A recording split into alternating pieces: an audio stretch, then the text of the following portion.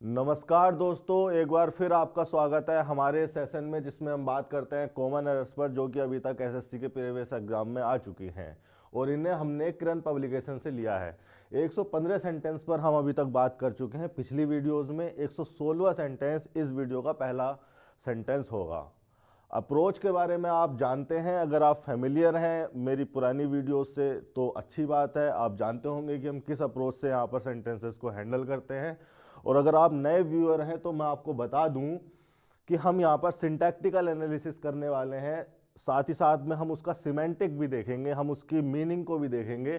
Syntactical analysis में हम पता लगाते हैं कि प्रत्येक वर्ड जो सेंटेंस में लिखा हुआ है वो किस फंक्शन में है, किस पार्ट ऑफ स्पीच में होना चाहिए और वो दूसरे वर्ड से किस तरह से कनेक्टेड है, किस तरह के रिलेशन में है, ओवरऑल वो किस कंटेक्स्ट में, किस स्ट्रक्चर में लिखा गया है, किस ग्रामेटिकल अरेंजमेंट को फॉलो किया जा रहा है और ओवरऑल एक पर्टिकुलर कंटेक्स्ट में वो किस पर्टिकुलर मीनिंग को कन्वे कर रहा है।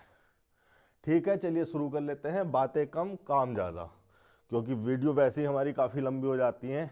देखिए, आइदर सोहन और हिज फ्रेंड्स, ये आइदर और या नाइदर और, इस पर जरा थोड़ी देर बात कर लेते हैं। देखिए, ये जो वर्ड होते हैं या फ्रेजेस कह सकते हैं, ये आइदर और हो गया, नाइदर और, नाइदर नॉर हो गया, या नॉट ओनली, और फिर यहां लिखा रहता है बट ऑल्सो। इस तरह के कंजंक्शन आपको देखने को मिलते होंगे। ये कंजंक्शन होते हैं, एक्चुअली में इनमें कंजंक्शन वाला पार्ट होता है ये, और, नोर और बट, तीनों ही कोऑर्डिनेट नेचर के कंजंक्शन है, मतलब कोऑर्डिनेट कंजंक्शन है। आपने पढ़ा होगा ना कोऑर्डिनेट कंजंक्शन, फैन बॉयज, ठीक है। FAN stands for, A stands for and, N हो गया nor, but or, yet, so. For and nor but or yet so, ठीक है। ये हमारे कोऑर्डिनेट कंजंक्शन होते हैं। कोऑर्डिनेट कंजंक्शन वो कंजंक्शन होते हैं जो को ऑर्डर की या सेम ऑर्डर की या सेम रैंक की स्ट्रक्चर को जोड़ते हैं। मतलब सब्जेक्ट को सब्जेक्ट से जोड़ेंगे, नाउन को नाउन से, प्रोनाउन को प्रोनाउन से, ऐसी हमारी प्रेफरेंस होती है, ठीक है। अब ये जो पार्ट होता है इन कंजंक्शन का, और, नोर और बट, ये कंजंक्शन होते हैं। ये वाला जो पार्ट लिखा होता है आइदर, नाइदर या ओनली, ये होता है डिटर्मिनर। ये भी डिटर्मिनर, ये भी डिटर्मिनर, ठीक है। ये डिटर्मिनर कोई नाउन से पहले लिखा रहेगा और ये जो और कंजंक्शन है जोड़ने का काम कर रहा होगा, ठीक है। जैसे कि कोऑर्डिनेट कंजंक्शन करते हैं। कोऑर्डिनेट कंजंक्शन वर्ड्स को भी जोड़ सकते हैं, फ्रेजेस को भी जोड़ सकते हैं और क्लोजेस को भी जोड़ सकते हैं। सबऑर्डिनेट कंजंक्शन केवल क्लोजेस को जोड़ने के काम में आते हैं। तो इतना ये ओवरऑल हो गया इनका मीनिंग। अब देखिए, जो और है ये ऑल्टरनेट ऑप्शन देने के लिए होता है। जैसे मैं कहूं आई वांट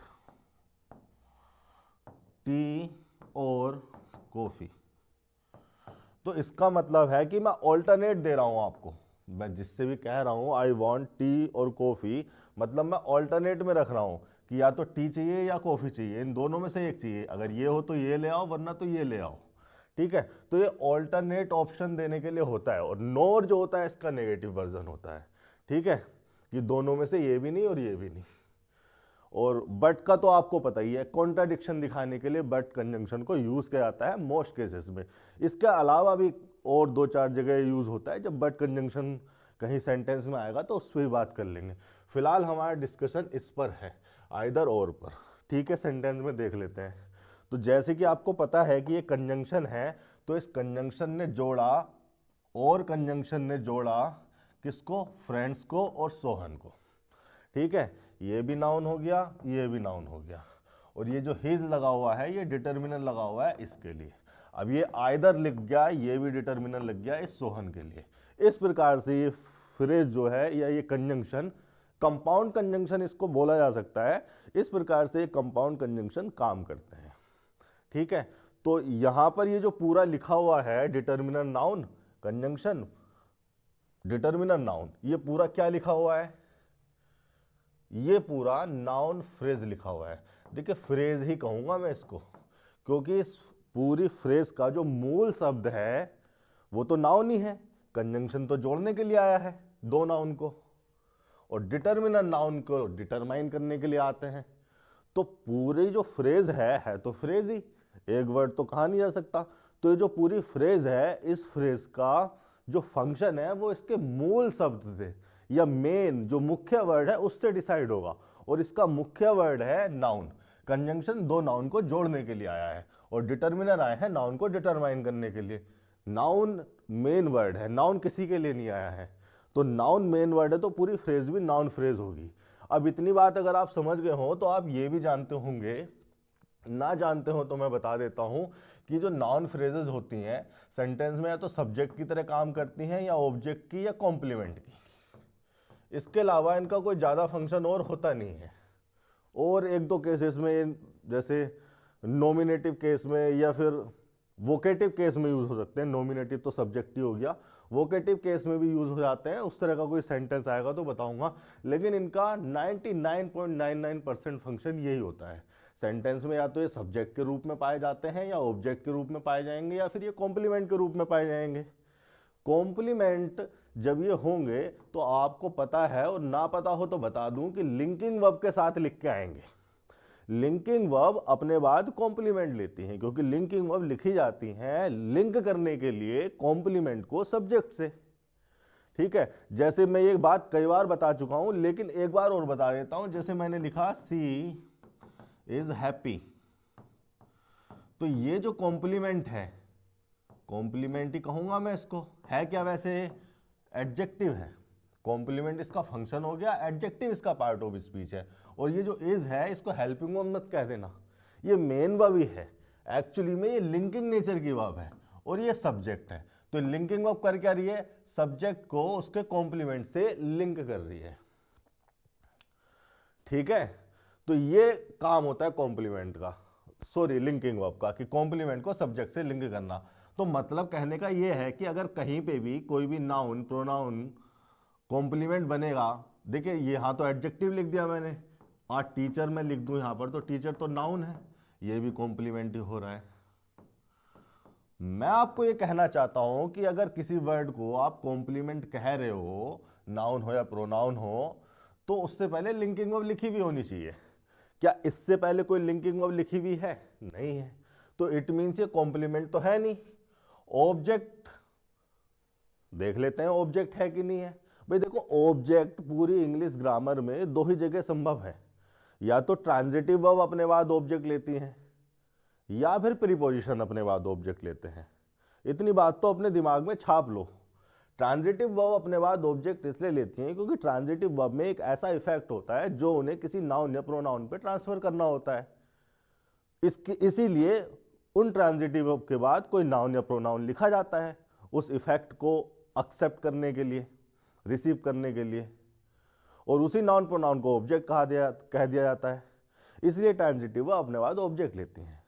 और प्रीपोजिशन अपने बाद ऑब्जेक्ट इसलिए लेती हैं क्योंकि प्रीपोजिशन लिखी जाती है सेंटेंस में किसी नाउन या प्रोनाउन को सेंटेंस के किसी भाग से ये सेंटेंस में जोड़ने के लिए, और जिस नाउन प्रोनाउन को जोड़ा जाता है प्रीपोजिशन के द्वारा, उसी नाउन प्रोनाउन को प्रीपोजिशन का ऑब्जेक्ट कह दिया जाता है।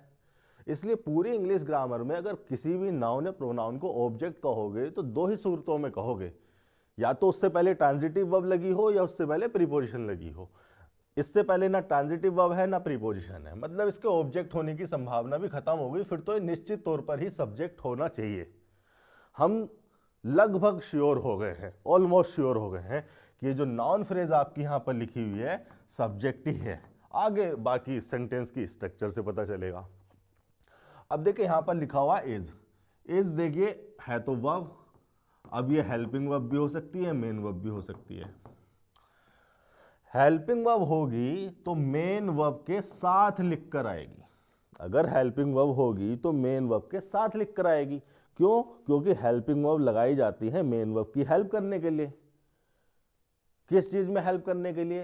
हेल्पिंग वर्ब मेन वर्ब की किस चीज में हेल्प करती है? मैं बता चुका हूं आपको, फिर बता देता हूं। हेल्पिंग वर्ब हेल्प करते हैं मेन वर्ब की टेंस या स्टेट को एक्सप्रेस करने में। तो क्या यहां पर कोई मेन वर्ब लगी हुई है? बिल्कुल नहीं लगी हुई है। आगे तो 2+B1 लग गया। क्या है वो 2+B1, आगे क्या फ्रेज लिखी हुई है अभी देखेंगे। फिलहाल आप इतना समझिए कि यहाँ कोई मेन वर्ब नहीं है। इट मीन्स ये हेल्पिंग नेचर की नहीं है। इसको अब आप हेल्पिंग नहीं कह सकते क्योंकि किसी की हेल्प करने के लिए नहीं आई, मेन वर्ब नहीं है जिसकी हेल्प कर सके। एक्चुअली में ये खुद ही मेन वर्ब है। ये बिल्कुल ऐसी बात हो गई जैसे किसी हॉस्पिटल में एक डॉक्टर है जिसको मेन डॉक्टर कह रहे हैं आप, जो कि ऑपरेशन सर्जरी वगैरह करता है, पेशेंट को देखता है। एक उसका हेल्पिंग डॉक्टर है, सहायक डॉक्टर, जो उसकी छोटी मोटी हेल्प करता है। अब किसी दिन मेन डॉक्टर अगर एब्सेंट है तो अब तो हॉस्पिटल में एक ही डॉक्टर है जिसको आप पहले हेल्पिंग कह रहे थे, अब तो उसको ही मेन कहना पड़ेगा। अब कोई भी पेशेंट आएगा तो वही वाला डॉक्टर हैंडल करेगा, अब वही मेन हो गया। ठीक है, उसी प्रकार से अब ये मेन वर्ब हो गई क्योंकि इसका फंक्शन अब मेन हो गया। भाई मेन वर्ब को मेन क्यों कहा जाता है? ठीक है, हेल्पिंग वर्ब को हेल्पिंग कहा जाता है क्योंकि वो मेन वर्ब की हेल्प करने के लिए आती हैं, हेल्पिंग नेचर की होती हैं। मेन वर्ब को मेन क्यों कहा जाता है? मेन वर्ब को मेन इसलिए कहा जाता है क्योंकि सेंटेंस में जो मेन एक्शन होता है या मेन स्टेट, अगर स्टेट भी बताई जा रही है, एक्शन नहीं है, स्टेटिव वर्ब है, तो जो मेन एक्टिविटी या मेन एक्शन होता है उसको रिप्रेजेंट करने वाली वर्ब यही होती है। अब यहाँ कोई एक्शन तो हो नहीं रहा लेकिन स्टेट तो बताई जा रही है ना, तो उस स्टेट को रिप्रेजेंट करने वाली जो वर्ब है वो यही है, इसलिए इसको मेन कहा जा रहा है। मेन का मतलब मुख्य है और कोई बहुत बड़ा मतलब नहीं है इसका, सीधे सीधे बेसिक से समझिए। ठीक है, ये मेन वर्ब हो गई। अब ये मेन वर्ब हो गई, अगर इतनी बात आप क्लियर है, इतनी बात आपको समझ में आ रही है कि ये जो इज है यहाँ पर मेन वर्ब है, तो अब आपको ये समझना है कि ये जो मेन वर्ब होती हैं ये लिंकिंग नेचर की भी होती हैं और एक्शन नेचर की भी होती हैं। एक्शन नेचर की वर्ब मैं उनको कहता हूँ जो कि किसी एक्टिविटी को रिप्रेजेंट करती हैं, चाहे वो एक्टिविटी किसी के द्वारा की गई हो, डूइंग नेचर की हो, या वो एक्टिविटी खुद से हुई हो, हैपनिंग नेचर की हो। जैसे मैं देखो, एक्शन वर्ब में भी दो तरह की वर्ब आ जाती हैं, एक तो डूइंग नेचर की, एक हैपनिंग नेचर की। डूइंग नेचर की मतलब जिसको किसी ने किया हो, जिसका कोई डूअर हो। हैपनिंग नेचर की जो वर्ब होती हैं वो खुद से होती हैं, सेल्फ इंड्यूस्ड एक्शन या नेचर इंड्यूस्ड एक्शन। जैसे मैं यहाँ पर लिखूं इट इज रेनिंग, क्या रेनिंग को करने वाला कोई है क्या? खुद ही होती है वो। तो ये जो वर्ब है ये घटित होने वाली वर्ब है या हैपनिंग नेचर की वर्ब है। जैसे मैं यहां पर लिखूं द ब्रिज कोलैप्स, कोलैप्स का मतलब ढह गया, है ना? तो इसको करने वाला कोई है क्या? अपने आप ही हुई है वो। तो ये जो हैपनिंग नेचर की वर्ब होते हैं ये सेल्फ इंड्यूस्ड एक्शन होते हैं या नेचर इंड्यूस्ड एक्शन इनको कहा जाता है।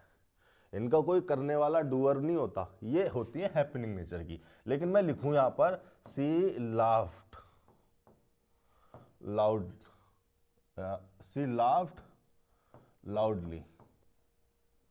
ठीक है, अब ये क्या है? ये डूइंग नेचर की है, इसको करने वाला एक डूअर है। ठीक है, तो है तो ये भी एक एक्टिविटी, ये भी एक्टिविटी है, ये भी एक्शन को रिप्रेजेंट कर रही है, लेकिन ये डूइंग नेचर का है, ये हैपनिंग नेचर का है। डूइंग नेचर का एक्शन होता है जिसको करने के लिए कोई डेलिब्रेट एफर्ट लगाता है। ठीक है, जैसे मैंने लिखा आई रोट अ लेटर। ठीक है, अब ये जो वर्ब है ये आप बता सकते हैं कि डूइंग नेचर की है, हैपनिंग नेचर की है? ऑफ कोर्स डूइंग नेचर की है, क्योंकि इसको इस वर्ब में किसी ने डेलिब्रेट एफर्ट लगाया है। डेलिब्रेट मतलब जानबूझकर इसमें एफर्ट लगाए गए हैं इस वर्ब को करने के लिए। तो जिन वर्ब्स के लिए डेलिब्रेट एफर्ट लगाए जाते हैं, जो डेलिब्रेट एक्शन होते हैं, जिनको जानबूझकर किया गया है, वो डूइंग नेचर के होते हैं। ठीक है, इतनी बात अगर समझ में आ रही है कि मेन वर्ब लिंकिंग नेचर की भी हो सकती है, एक्शन नेचर की भी, लेकिन एक्शन नेचर की चाहे डूइंग हो या हैपनिंग हो, रिप्रेजेंट तो किसी एक्टिविटी को ही करेगी ना, तभी उसको एक्शन वर्ब कहा जा रहा है। एक्शन नेचर की वर्ब किसी एक्टिविटी को ही रिप्रेजेंट करेगी, चाहे डूइंग नेचर की हो या हैपनिंग नेचर की हो, चाहे खुद से हुई हो कि किसी ने डेलिब्रेट एफर्ट लगाए हो। तो आप इसको देखकर बता सकते हैं क्या एक्शन नेचर की है या लिंकिंग वर्ब है? एक्चुअली में ये एक्टिविटी को रिप्रेजेंट ही नहीं कर रही है। क्या आप यहां पर बता सकते हैं कि कोई एक्टिविटी हो रही है क्या? मैंने लिखा सी इज स्टूपिड, ये लिखा मैंने, यहाँ पर ये जो बी है, बी यही फॉर्म तो लिखी है यहाँ पर, ये बी की फॉर्म लिखी है, बी की फॉर्म होती है सारी की सारी, इज, एम आर, वाज, वर। 10 बार बता चुका हूँ लेकिन 100 बार और बताऊंगा, यही मेरा पढ़ाने का तरीका है। इज, एम आर, वाज, वर ये सारी बी की फॉर्म होती है। ये जो वर्ब है ये किसी एक्टिविटी को रिप्रेजेंट नहीं करती है, ये केवल लिंक करने के लिए आती है सी को स्टूपिड से, या यूं कहिए कि ये जिस कॉम्प्लीमेंट को लिंक करती है वो इस सब्जेक्ट की स्टेट या कंडीशन होती है। तो ये कहा जा सकता है कि ये जो वर्ब होती है स्टेट या कंडीशन बताने के लिए आती है। और ये हो गई आपकी तीसरे प्रकार की वर्ब, यानी कि बीइंग नेचर की वर्ब। भाई 2 मैंने बता दी थी, डूइंग नेचर की और हैपनिंग नेचर की, ये हो गई तीसरी बीइंग नेचर की, जो किसी एक्टिविटी को रिप्रेजेंट न करके किसी स्टेट को रिप्रेजेंट करती हैं।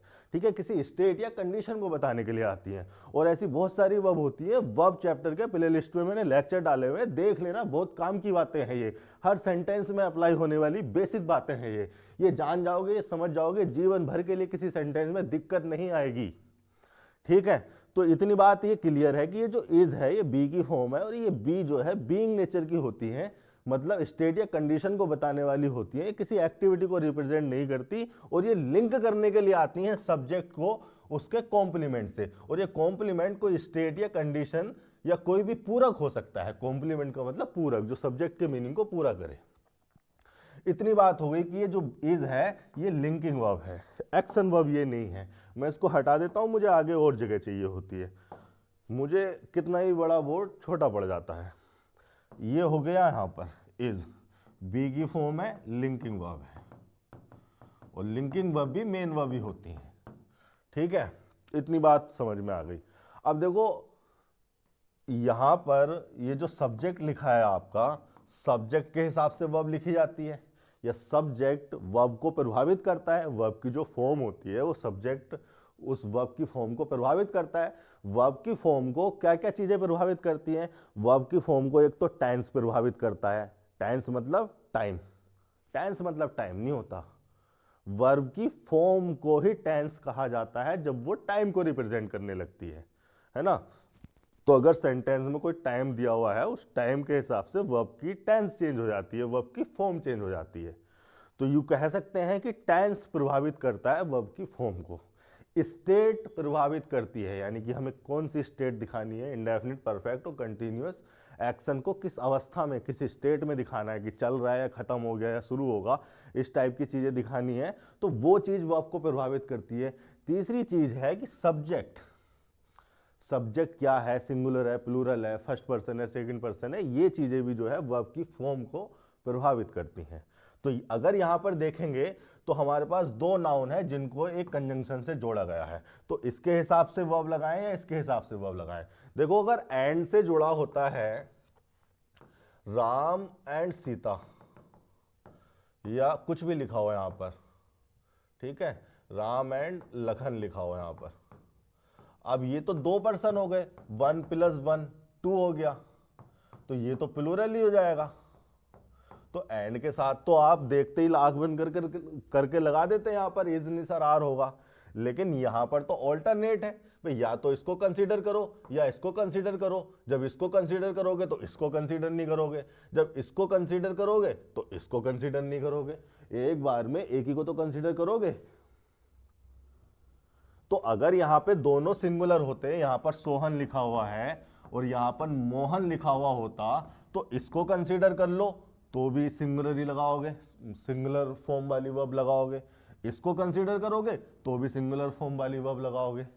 लेकिन अगर यहां पर प्लूरल लिख दिया तो अब कहानी थोड़ी पेचीदा हो गई, अब मामला थोड़ा पेचीदा हो गया कि अगर इसको कंसीडर कर रहे हैं, भाई ऑल्टरनेट का मतलब तो ये है कि या तो इसको कंसीडर कर लो या इसको कंसीडर कर लो, या तो चाय ले आओ या कॉफी ले आओ, लेकिन लाओगे तो दोनों में से एक ही। ठीक है, तो यहां पे अगर सिंगुलर है तब तो सही है, लेकिन एक इनमें से एक भी अगर प्लूरल हो गया तो मामला थोड़ा पेचीदा हो जाता है।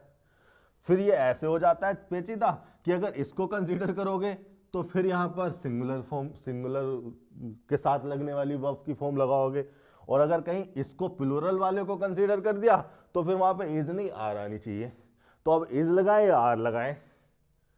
अब दोनों को एक साथ कंसीडर कर नहीं सकते, वो एंड कंजंक्शन करता है जब दोनों को एक साथ कंसीडर करने की बात आती है। और कंजंक्शन हमें ऑल्टरनेट ऑप्शन, ऑल्टरनेट या ऑप्शन कह सकते हैं, इस तरह के मीनिंग को रिफर करता है कि या तो इसको कंसीडर करो या इसको कंसीडर करो।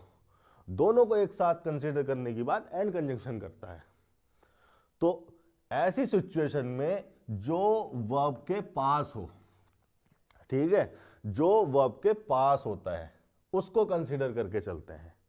वर्ब के पास कौन सा है? जो देखिए, अब ये कोई बहुत बड़ा इंग्लिश का ग्रामर कॉन्सेप्ट या कोई रॉकेट साइंस नहीं है, ये लैंग्वेज को लिखने का मैनर है। जब आप स्टेटमेंट या किसी सेंटेंस को बोलते हो, लैंग्वेज का जो प्राइम ऑब्जेक्टिव है वो बोलना, सुनना, समझ नहीं है, अपने आइडियाज को एक्सप्रेस करना ही है।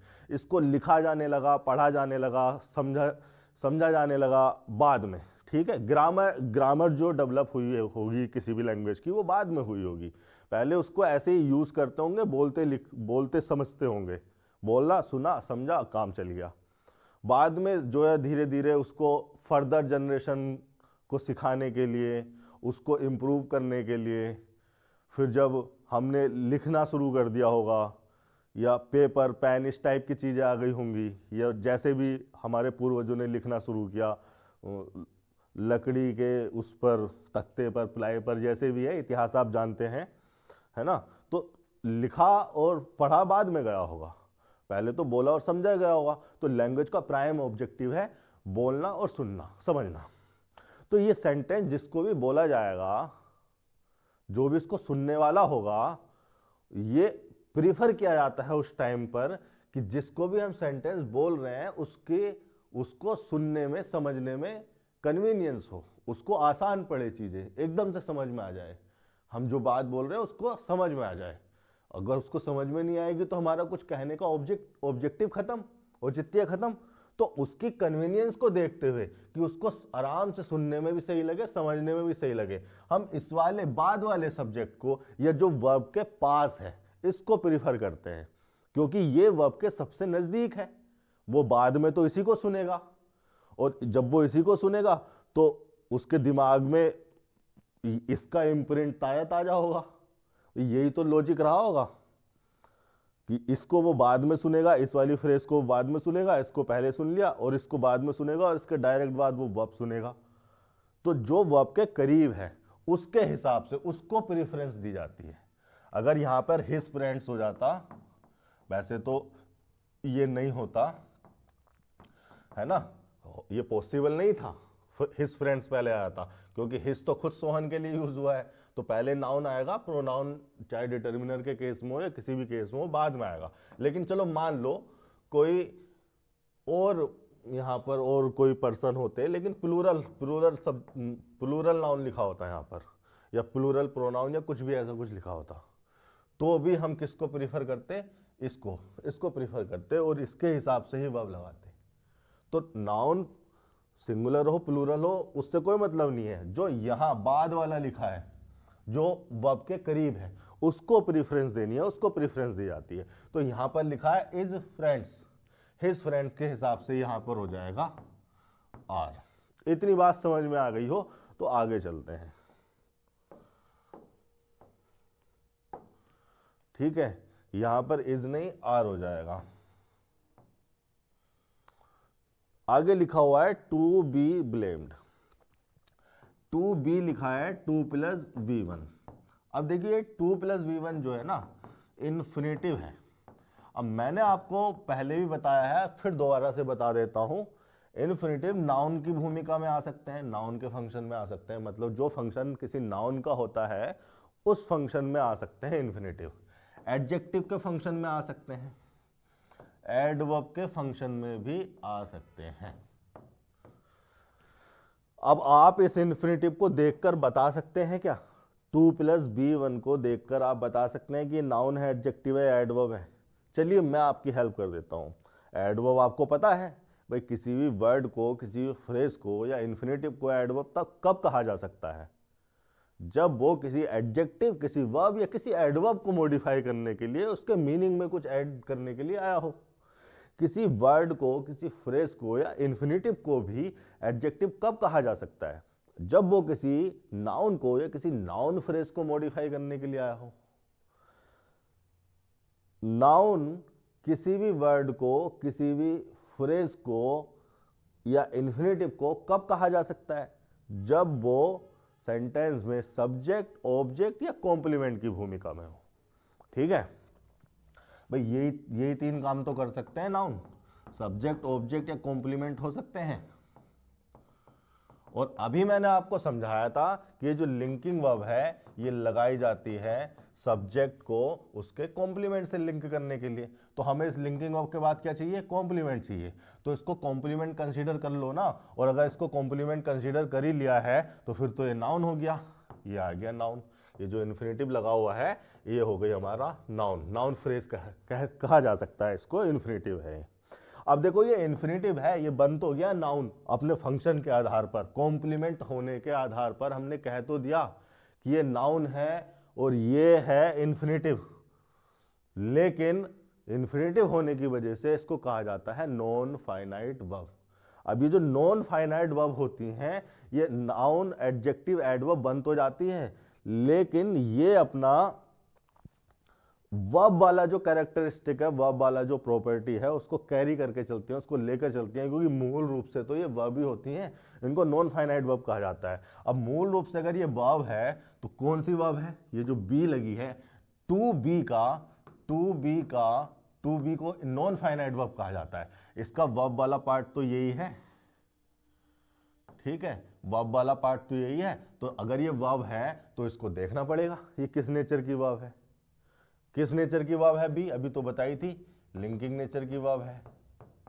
लिंकिंग नेचर की अगर ये वर्ब है बी, तो ये भी अपने बाद कॉम्प्लीमेंट लेगी, और कॉम्प्लीमेंट जो है नाउन हो सकता है, प्रोनाउन हो सकता है, एडजेक्टिव हो सकता है, एडवर्ब मैनर नहीं हो सकता, क्योंकि एडवर्ब मैनर वर्ब के लिए लगाए जाते हैं, और यहाँ कॉम्प्लीमेंट हम सब्जेक्ट का ढूंढ रहे होते हैं। प्रीपोजिशनल फ्रेजेस बन जाती हैं, ठीक है।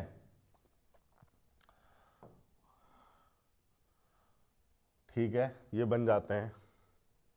एडवर्ब प्लेस, एडवर्ब टाइम भी कॉम्प्लीमेंट बन जाते हैं, लॉजिकल और मीनिंगफुल होने चाहिए। कोई सेंटेंस आएगा उस नेचर का तो बताऊंगा। फिलहाल आप इतना समझिए कि अगर ये बी लगी है तो उसको भी अपने बाद कॉम्प्लीमेंट चाहिए, और कॉम्प्लीमेंट नाउन, प्रोनाउन, एडजेक्टिव या प्रीपोजिशनल फ्रेज हो सकती हैं। आगे क्या लगा है? ब्लेम्ड। ब्लेम्ड लगा है, ब्लेम की थर्ड फॉर्म, ब्लेम हो गया वर्ब, इसकी थर्ड फॉर्म यहां पर लगी हुई है। तो अब इस वर्ब की थर्ड फॉर्म पर थोड़ा सा ध्यान दीजिए आप। वर्ब की थर्ड फॉर्म पूरी इंग्लिश ग्रामर में कहां कहां आ सकती है? एक तो आ सकती है परफेक्ट के केस में, हैज, हैव, हैड के साथ वर्ब की थर्ड फॉर्म लगाई जाती है, ठीक है। यहां पर लिख दूं क्या? यहां लिख देता हूं। देखिए वर्ब की जो थर्ड फॉर्म है, एक तो वो लगाई जाती है हैज, या पूरा इस बोर्ड पे आ जाते हैं, ये है ना हमारे पास, इसको हटा देता हूं मैं। देखिए पूरी इंग्लिश ग्रामर में ये जो वर्ब की थर्ड फॉर्म है, एक तो लगाई जाती है ये हैज, हैव या हैड के साथ। कब? परफेक्ट स्टेट को रिफर करने के लिए। परफेक्ट स्टेट को रिफर करने के लिए हैज, हैव, हैड के साथ आ जाती है, और ये वहां पर ये क्या होती है? मेन वर्ब होती है, ठीक है। और ये हैज, हैव, हैड क्या होता है? ये हेल्पिंग वर्ब होती है। दूसरी सिचुएशन ये आ जाती है बी प्लस वर्ब की थर्ड फॉर्म। बी की कोई भी फॉर्म हो सकती है, इज, एम, आर, वाज, वर, ठीक है। और ये आ जाती है या तो पैसिव के सिनेरियो में, आप जब एक्टिव से पैसिव बनाते हैं तो बी प्लस वर्ब की थर्ड फॉर्म ही तो यूज कर सकते हैं पैसिव फॉर्म को रिप्रेजेंट करने के लिए, यही तो सिनेरियो है। या फिर ये तीसरी चीज, जो तीसरा इसका सिनेरियो है जहां पर ये वर्ब की थर्ड फॉर्म आ सकती है, लिंकिंग वर्ब प्लस एडजेक्टिव, यानी कि वर्ब की थर्ड फॉर्म। और ये एडजेक्टिव कौन सा? Past participle. जो वर्ब की थर्ड फॉर्म है वो इंग्लिश ग्रामर में पास्ट पार्टिसिपल की एडजेक्टिव की तरह काम हो जाती है ना। और एक सिनेरियो हो सकता है कि ये बिना लिंकिंग वर्ब के भी एडजेक्टिव बन जाए, तब भी ये क्या होंगी? पास्ट पार्टिसिपल होंगी। इतने सिनेरियो तो हो सकते हैं बस।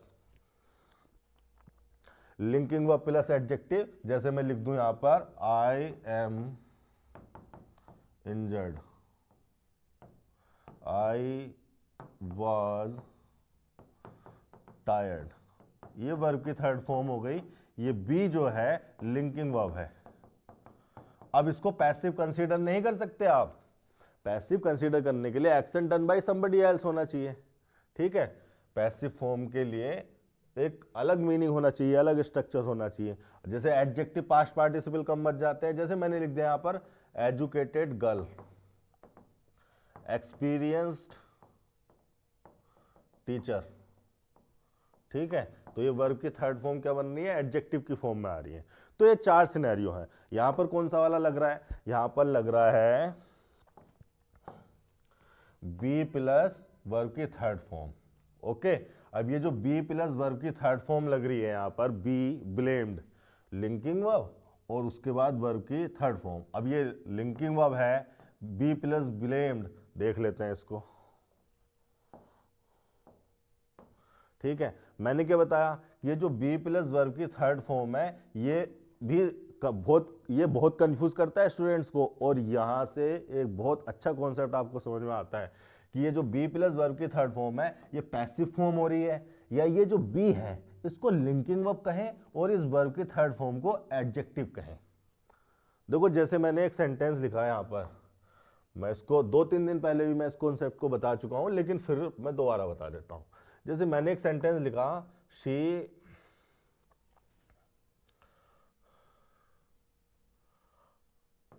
Enjoyed a movie. अब इसको ये आप जानते हैं कि एक्टिव फॉर्म में है।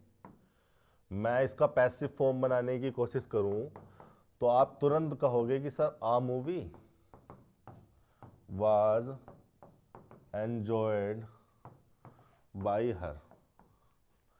अब आप ये बता सकते हैं कि ये एंजॉयड का सब्जेक्ट कौन है, ये आप ये बता सकते हैं कि इस एंजॉयड का डूअर कौन है, ये डूअर मतलब जिसने इस काम को किया, डू मतलब करना, डूअर मतलब करने वाला।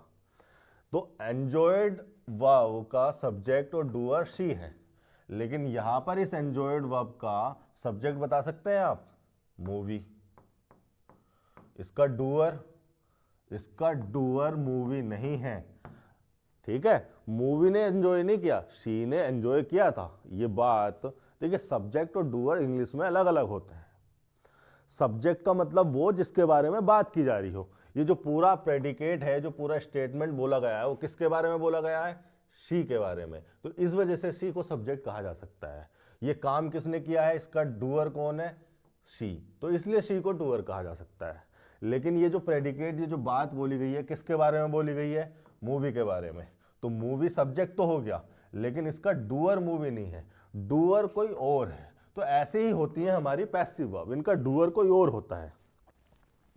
और अगर ये बात यहां पर लगा के देखोगे तो वही चीज मैं आपसे कह रहा हूं कि ये जो पैसिव फॉर्म होती है इनका डूअर कोई और होता है। लेकिन आई वॉज टायर्ड, क्या टायर्ड का कोई और डूअर होगा, मैं खुद थका हूंगा, एक्सरसाइज कर रहा था, काम कर रहा था, ज्यादा बोल रहा था, रनिंग कर रहा था, मैं खुद थक गया। आई एम इंजर्ड, खुद चोट खुद भी लग सकती है, हो सकता है मुझे किसी ने मारा हो, पीटा हो। अगर मैं यहां लिख दूं आई एम इंजर्ड, तो इसका मतलब क्या है, ये लिंकिंग वर्ब और ये वर्ब की थर्ड फॉर्म यानी कि एडजेक्टिव। यानी कि ये जो वर्ब की थर्ड फॉर्म है एडजेक्टिव जिसे मैं कह रहा हूं, ये अब स्टेट बता रही है, मेरी अवस्था बता रही है कि मैं इंजर्ड हूं। ये नहीं बता रही है कि मुझे किसी ने इंजर किया। अब लेकिन अगर मैं यहां लिख दूं I am injured by someone, ठीक है, या कुछ भी लिख दूं बाय हर या बाय हिम लिख देता हूं, हाँ, अब मैंने निश्चित कर दिया कि ये action done by somebody else है, किसी ने इसको किया होगा। तो अब मैं इसको पैसिव कन्वे करने लगूंगा। लेकिन अगर बाई हर या बाई हिम नहीं लगा तो अब हमेशा ही कंफ्यूजन रहेगा कि मैं इसको लिंकिंग वर्ब के साथ पास्ट पार्टिसिपल मानूं या पैसिव फॉर्म मानूं। तो ये चीजें जो है ध्यान में रख के चलना। ये चीज अगर इस सेंटेंस पे अप्लाई करने की कोशिश करें तो क्या ब्लेम एक ऐसी वर्ब है या एक ऐसा एक्शन है जिसे किसी और ने किया होगा? ऑफ कोर्स किसी न किसी ने तो उसको ब्लेम किया ही होगा, है ना भाई। ये जो ब्लेम है कोई ना कोई तो उसको ब्लेम कर ही रहा होगा, सोहन को या हिज फ्रेंड्स को। तो ब्लेम का डूअर होगा कोई, और डूअर कोई और होगा। अदर देन सब्जेक्ट, यानी कि action done by somebody else होगा। Action done by somebody else होगा तो ये जो इन्फिनेटिव आपके सामने लिखा है 2 + b,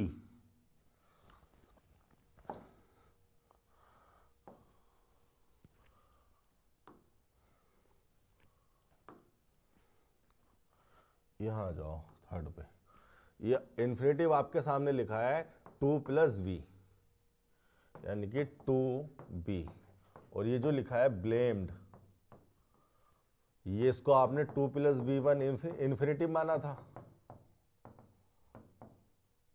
अब दो सिनेरियो मैंने आपको बताए कि या तो इस b प्लस वर्ब की थर्ड फॉर्म के कॉम्बिनेशन को कह दो पैसिव।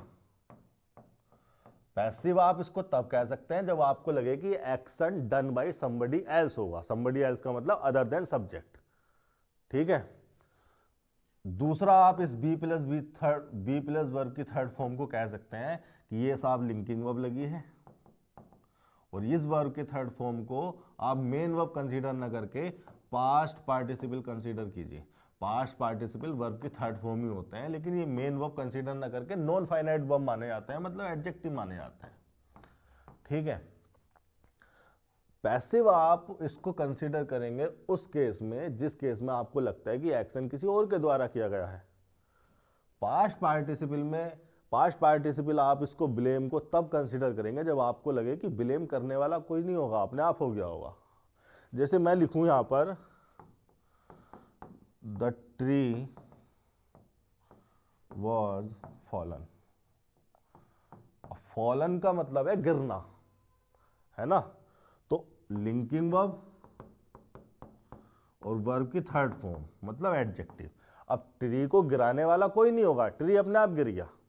अगर मैं लिख देता यहां पर द ट्री, देखिए मैं आपको कंफ्यूज नहीं कर रहा हूं, आपका कंफ्यूजन हटा रहा हूं, आप थोड़ी मेहनत तो कीजिए मेरे साथ। ये बी प्लस वर्ब की थर्ड फॉर्म हो गई, क्योंकि ये जो फेल्ड है ये फेल की थर्ड फॉर्म है, और फेल का मतलब है गिराना। तो गिराना अगर इसका मतलब है तो ट्री को गिराया गया होगा, गिराने वाला कोई तो होगा, हो सकता है 4 लोग आए हो गिरा दिया हो। लेकिन फॉलन फॉल की थर्ड फॉर्म है, फॉलन फॉल की थर्ड फॉर्म है, और इस फॉल का मतलब है गिरना, मतलब ट्री गिरा हुआ था, ट्री को किसी ने गिराया नहीं, खुद गिर गया, तो है तो ये भी थर्ड फॉर्म ही। तो अब क्या आप इसे पैसिव कंसीडर कर सकते हैं? बिल्कुल नहीं। अब इसको पैसिव कंसीडर नहीं किया जा सकता, इसको पैसिव कंसीडर किया जा सकता है, भले यहां पे बाय प्रीपोजिशन के बाद कुछ ना लिखा हो। इसको आप पैसिव कंसीडर नहीं कर सकते क्योंकि ये इनट्रांजिटिव वर्ब है। केवल ट्रांजिटिव वर्ब का ही पैसिव बनाया जा सकता है, क्योंकि ट्रांजिटिव वर्ब के बाद लगा होता है ऑब्जेक्ट, और इसी ऑब्जेक्ट को तो सब्जेक्ट बना देते हैं हम पैसिव बनाते हुए। तो इसको आप पैसिव कंसीडर नहीं कर सकते। फिर क्या लिखा है, क्या स्ट्रक्चर है? ये है लिंकिंग वर्ब, और लिंकिंग वर्ब सब्जेक्ट को कॉम्प्लीमेंट से लिंक कर रही है, और ये जो कॉम्प्लीमेंट है ये एडजेक्टिव लिखा हुआ है वर्ब की थर्ड फॉर्म में, और एडजेक्टिव बताते हैं स्टेट, कंडीशन या अवस्था। तो ये जो फॉलन लिखी है ये ट्री की अवस्था बता रही है कि वो गिरा हुआ था, खड़ा हुआ पेड़ नहीं था, गिरा हुआ था, ठीक है। एक अवस्था हो गई खड़ा, एक अवस्था हो गई गिरा हुआ, तो ये इसकी अवस्था बता रही है। जबकि यहां पर बता रही है ये एक एक्टिविटी, कि एक्टिविटी किसी के द्वारा की गई, उसे गिराया गया। ओके, तो ये डिफरेंस है दोनों में। तो ब्लेम तो एक ऐसी वर्ब है जिसका कोई डूअर हो सकता है, जिसको करने वाला कोई हो सकता है। तो अगर इसको करने वाला कोई हो सकता है तो इसको पैसिव मानेंगे ना। अगर इसको पैसिव मानेंगे तो फिर ये हो गया पैसिव इन्फिनेटिव, ये पूरा का पूरा ही पैसिव इन्फिनेटिव हो गया।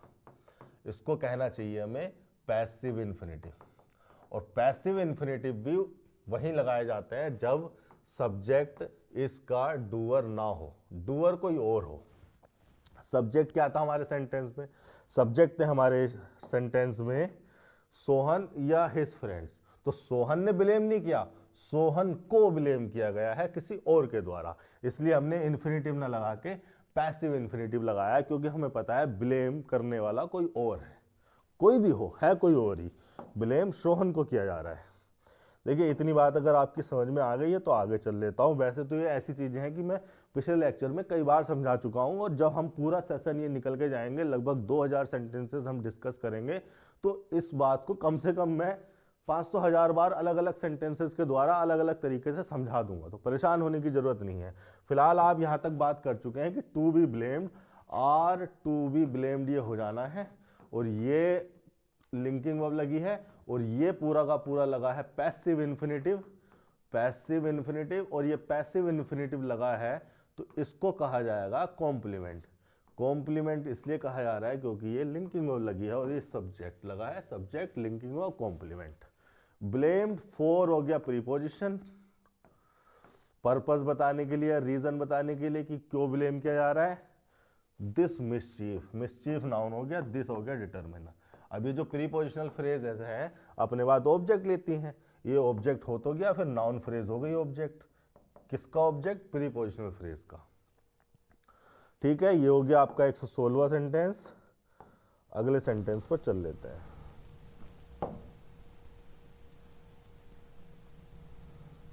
(117) The Minister for Education vehemently refused the allegation that he had taken bribes. No error. ठीक है, शुरू कर लेते हैं। वही हमारी अप्रोच रहेगी, एक एक वर्ड का फंक्शन देखते जाएंगे, उसका कनेक्शन देखते जाएंगे, किस क्या है सेंटेंस में। मिनिस्टर आपको पता है नाउन, और आर्टिकल लगा हुआ है द। ये आर्टिकल जो होते हैं डिटरमिनरी होते हैं, इसलिए नाउन से पहले लगा है। ये हो गई पूरी आपके पास नाउन फ्रेज। आप जानते हैं सेंटेंस में नाउन फ्रेज सब्जेक्ट हो सकती है, ऑब्जेक्ट हो सकती है, कॉम्प्लीमेंट हो सकती है। कॉम्प्लीमेंट होगी तब जब इससे पहले लिंकिंग वर्ब लगी होगी, ऑब्जेक्ट होगी तब जब इससे पहले ट्रांजिटिव वर्ब या प्रीपोजिशन लगी होगी, तीनों ही नहीं लगी तो इसका कॉम्प्लीमेंट होने का और ऑब्जेक्ट होने का स्कोप खत्म। अब तो इसको सब्जेक्ट ही कंसीडर करना पड़ेगा। ठीक है, अब आगे लगी है फोर प्रीपोजिशन। अब ये जो फोर प्रीपोजिशन है अपने बाद ऑब्जेक्ट लेती है।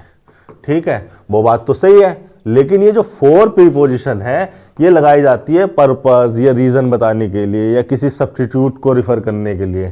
ठीक है, यहां पर हमें बतानी है बिलोंगिंगनेस, रिलेशनशिप, कि इसका इससे क्या रिलेशन है। तो यहां पर फोर ना लगा के आप लगाओगे ऑफ। ऑफ प्रीपोजिशन आती है इस केस में। ठीक है, प्रीपोजिशन की प्रैक्टिस करनी जरूरी है, ये जानना जरूरी है कि कौन सी प्रीपोजिशन किस पर्टिकुलर मीनिंग को रिफर करने के लिए लगाई जाती है, और ये प्रीपोजिशन जो है प्रैक्टिस से भी होती हैं। बहुत सारी प्रीपोजिशन ऐसी होती हैं जो कि फिक्स हैं, लेकिन कुछ प्रीपोजिशन ऐसी हैं कि वो अपने मीनिंग के हिसाब से कि हम क्या रिफर करना चाह रहे हैं उसके हिसाब से अपने अलग अलग जगह यूज हो जाती हैं। तो प्रीपोजिशन चैप्टर में तो हम ये सब सिखाएंगे, बड़े डिटेल में बात होगी प्रीपोजिशंस पर। अभी फिलहाल इतना समझिए कि यहाँ पर फोर नहीं ऑफ आएगा। द मिनिस्टर ऑफ एजुकेशन यहाँ पर हो गया नाउन। अब ये जो पूरी प्रीपोजिशनल फ्रेज है, ये प्रीपोजिशन फ्रेज जो है, देखिए प्रीपोजिशन फ्रेज इनको इसलिए कहा जाता है क्योंकि इनकी ये प्रीपोजिशन से जोड़ के बनी होती हैं, ये तो इनकी आइडेंटिटी है। लेकिन सेंटेंस में कोई भी वर्ड, कोई भी फ्रेज या कोई भी क्लोज, इवन एक कॉमा भी, फुल स्टॉप भी लगाया जाता है तो उसका एक फंक्शन होता है। उस फंक्शन के आधार पर उसका एक पार्ट ऑफ स्पीच तय होता है। तो आप बता सकते हैं क्या है इसका फंक्शन? इसका फंक्शन है इस नाउन के बारे में इंफॉर्मेशन देना। कौन से वाले मिनिस्टर की बात कर रहे हैं हम? जो एजुकेशन का है, एजुकेशन डिपार्टमेंट से रिलेट करता है। हमने रिलेशनशिप उसकी डिफाइन कर दी है यहाँ पे। तो अगर हम इस नाउन के बारे में बता रहे हैं, यानी कि ये प्रीपोजिशन इस नाउन के लिए आई है, इस नाउन के बारे में बताने के लिए आई है, तो नाउन के लिए आने वाला कोई भी वर्ड, फ्रेज या क्लोज, या नाउन के बारे में बताने वाला कोई भी वर्ड, फ्रेज या क्लोज पूरी इंग्लिश ग्रामर में होता है एडजेक्टिव। तो इसको आप एडजेक्टिव फ्रेज कंसीडर करेंगे। अगर आपसे कोई पूछे कि इसका फंक्शन क्या है, इस प्रीपोजिशन फ्रेज का, ये क्यों लगाई गई है, तो आप कहेंगे कि एडजेक्टिव फ्रेज है, इस नाउन को मॉडिफाई करने के लिए, उसको डिफाइन करने के लिए लगाई गई है। ठीक है, अब ये प्रीपोजिशन फ्रेज तो एडजेक्टिव का काम कर रही है, एडजेक्टिव का वर्ब से कोई लेना देना होता नहीं है, तो ये सब्जेक्ट जो है इसका ही असर पड़ेगा वर्ब पर। यहां पर लगाया देखिए वेहीमेंटली। वेहीमेंटली वेहीमेंट से बना है।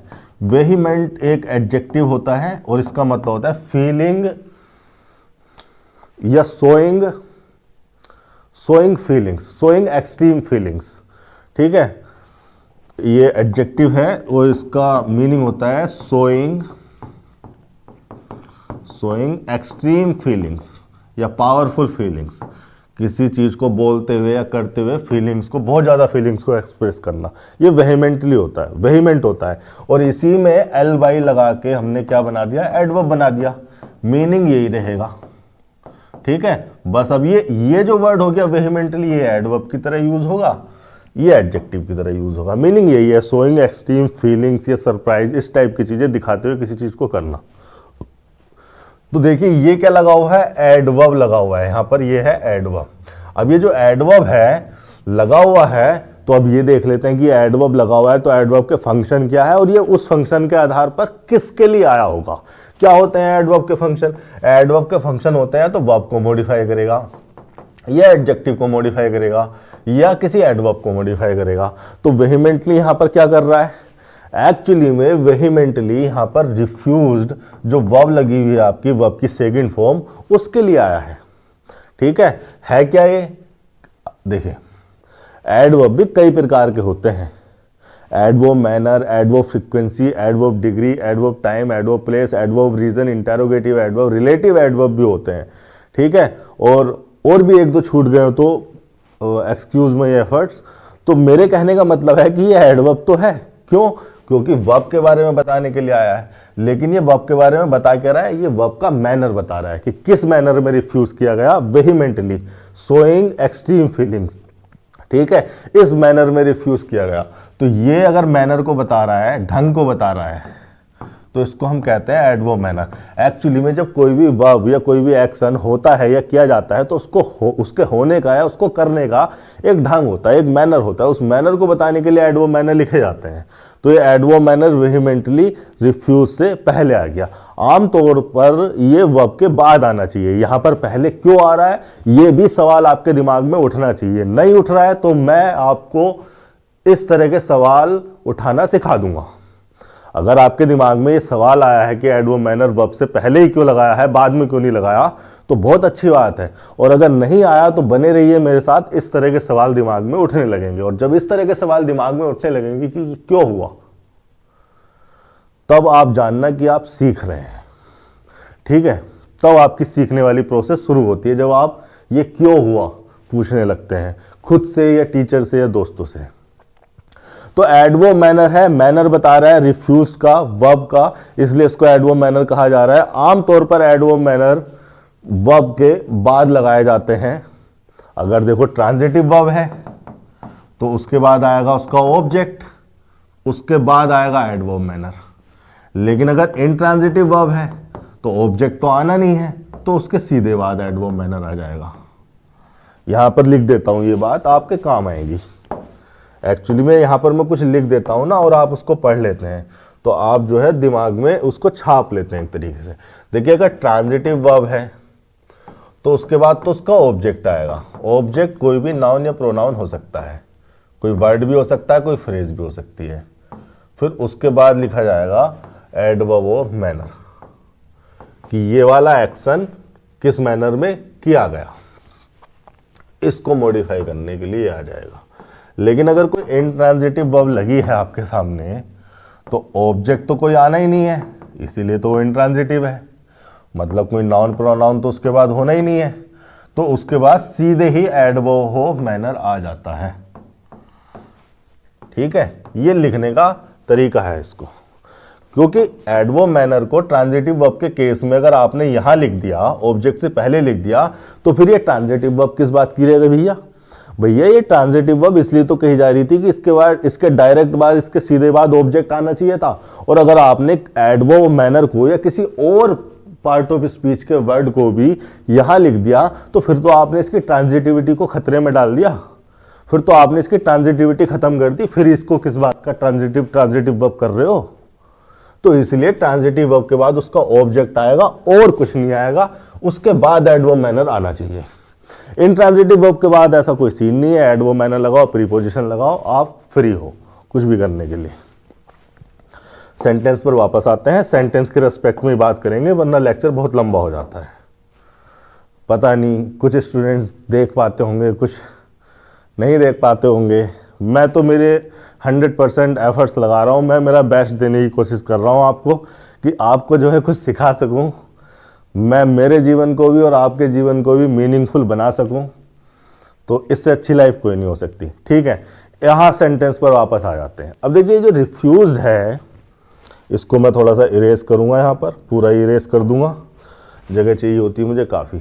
ये देखिए जो रिफ्यूज है ये मेन वर्ब है सेंटेंस में। अब फिर से सवाल जब जैसे ही आप मेन वर्ब देखें तो आपके दिमाग में सवाल उठना चाहिए कि लिंकिंग नेचर की है या एक्शन नेचर की है, एक्टिविटी को रिप्रेजेंट करेगी या लिंक करने के लिए आई है। तो लिंक करने के लिए तो ये आई नहीं है ना, लिंक थोड़ी ना कर रही है। रिफ्यूज तो एक एक्शन है, रिफ्यूज तो एक एक्शन है, एक एक्टिविटी को रिप्रेजेंट करता है। तो अगर एक्शन है तो ये डूइंग नेचर का है या हैपनिंग नेचर का है, इसको किसी ने किया होगा या ये खुद से हुआ होगा। तो खुद से होने वाला तो है एक्शन है नहीं। देखिए हैपनिंग नेचर का जो एक्शन लिखा था ना मैंने, हैपन का मतलब होता है घटित होना, और चीजें घटित होती हैं खुद से, या तो नेचर की वजह से या खुद की वजह से, उनको कोई कुछ करता नहीं है। हाँ, बहुत सारे इनडायरेक्ट कॉजेज हो सकते हैं बारिश पड़ने के, लेकिन बारिश हुई अपने आप ही है, ऐसा नहीं किसी ने डंडा हिला के बादल में बारिश करवा दी हो। ठीक है, तो ये अगर आप देखिए, आप इस तरह से सोचिए, मेन वर्ब है तो लिंकिंग नेचर की वर्ब है या एक्शन नेचर की वर्ब है। लिंकिंग तो है नहीं, एक्टिविटी को रिप्रेजेंट करता है रिफ्यूज। अब एक्शन नेचर की है तो डूइंग नेचर की है या हैपनिंग नेचर की है। इन चीजों से बहुत क्लू मिलता है सेंटेंस की स्ट्रक्चर क्या होनी चाहिए, क्या सही लिखा है क्या गलत लिखा है। डूइंग नेचर की वो जिनके लिए किसी ने डेलिब्रेट एफर्ट लगाया होगा, जिनको जानबूझकर किसी ने किया होगा। हैपनिंग नेचर की वो जो खुद से हुई होंगी, नेचुरल वे में हुई होंगी या सेल्फ इंड्यूस्ड एक्शन होंगी। तो रिफ्यूज का तो डूअर है, किसने रिफ्यूज किया है, मिनिस्टर ने रिफ्यूज किया है। ठीक है, तो इसका तो डूअर है, इसको तो करने वाला कोई है। तो ये क्या हो गया, डूइंग नेचर का हो गया, हैपनिंग नेचर का ये नहीं है। अब डूइंग नेचर का है तो उसमें भी ये ट्रांजिटिव है या इंट्रांजिटिव है। ट्रांजिटिव वर्ब वो वर्ब होती हैं जिनके बाद ऑब्जेक्ट आता है। और क्यों आता है ऑब्जेक्ट, क्योंकि इन वर्ब में एक ऐसा इफेक्ट होता है जिस इफेक्ट को ऑब्जेक्ट पर ट्रांसफर करना होता है। जैसे मैंने ये पेन उछाला तो ये गया ना हवा में, तो मेरे उछालने का इफेक्ट इस पेन पर गया, तभी तो ये ऊपर गया।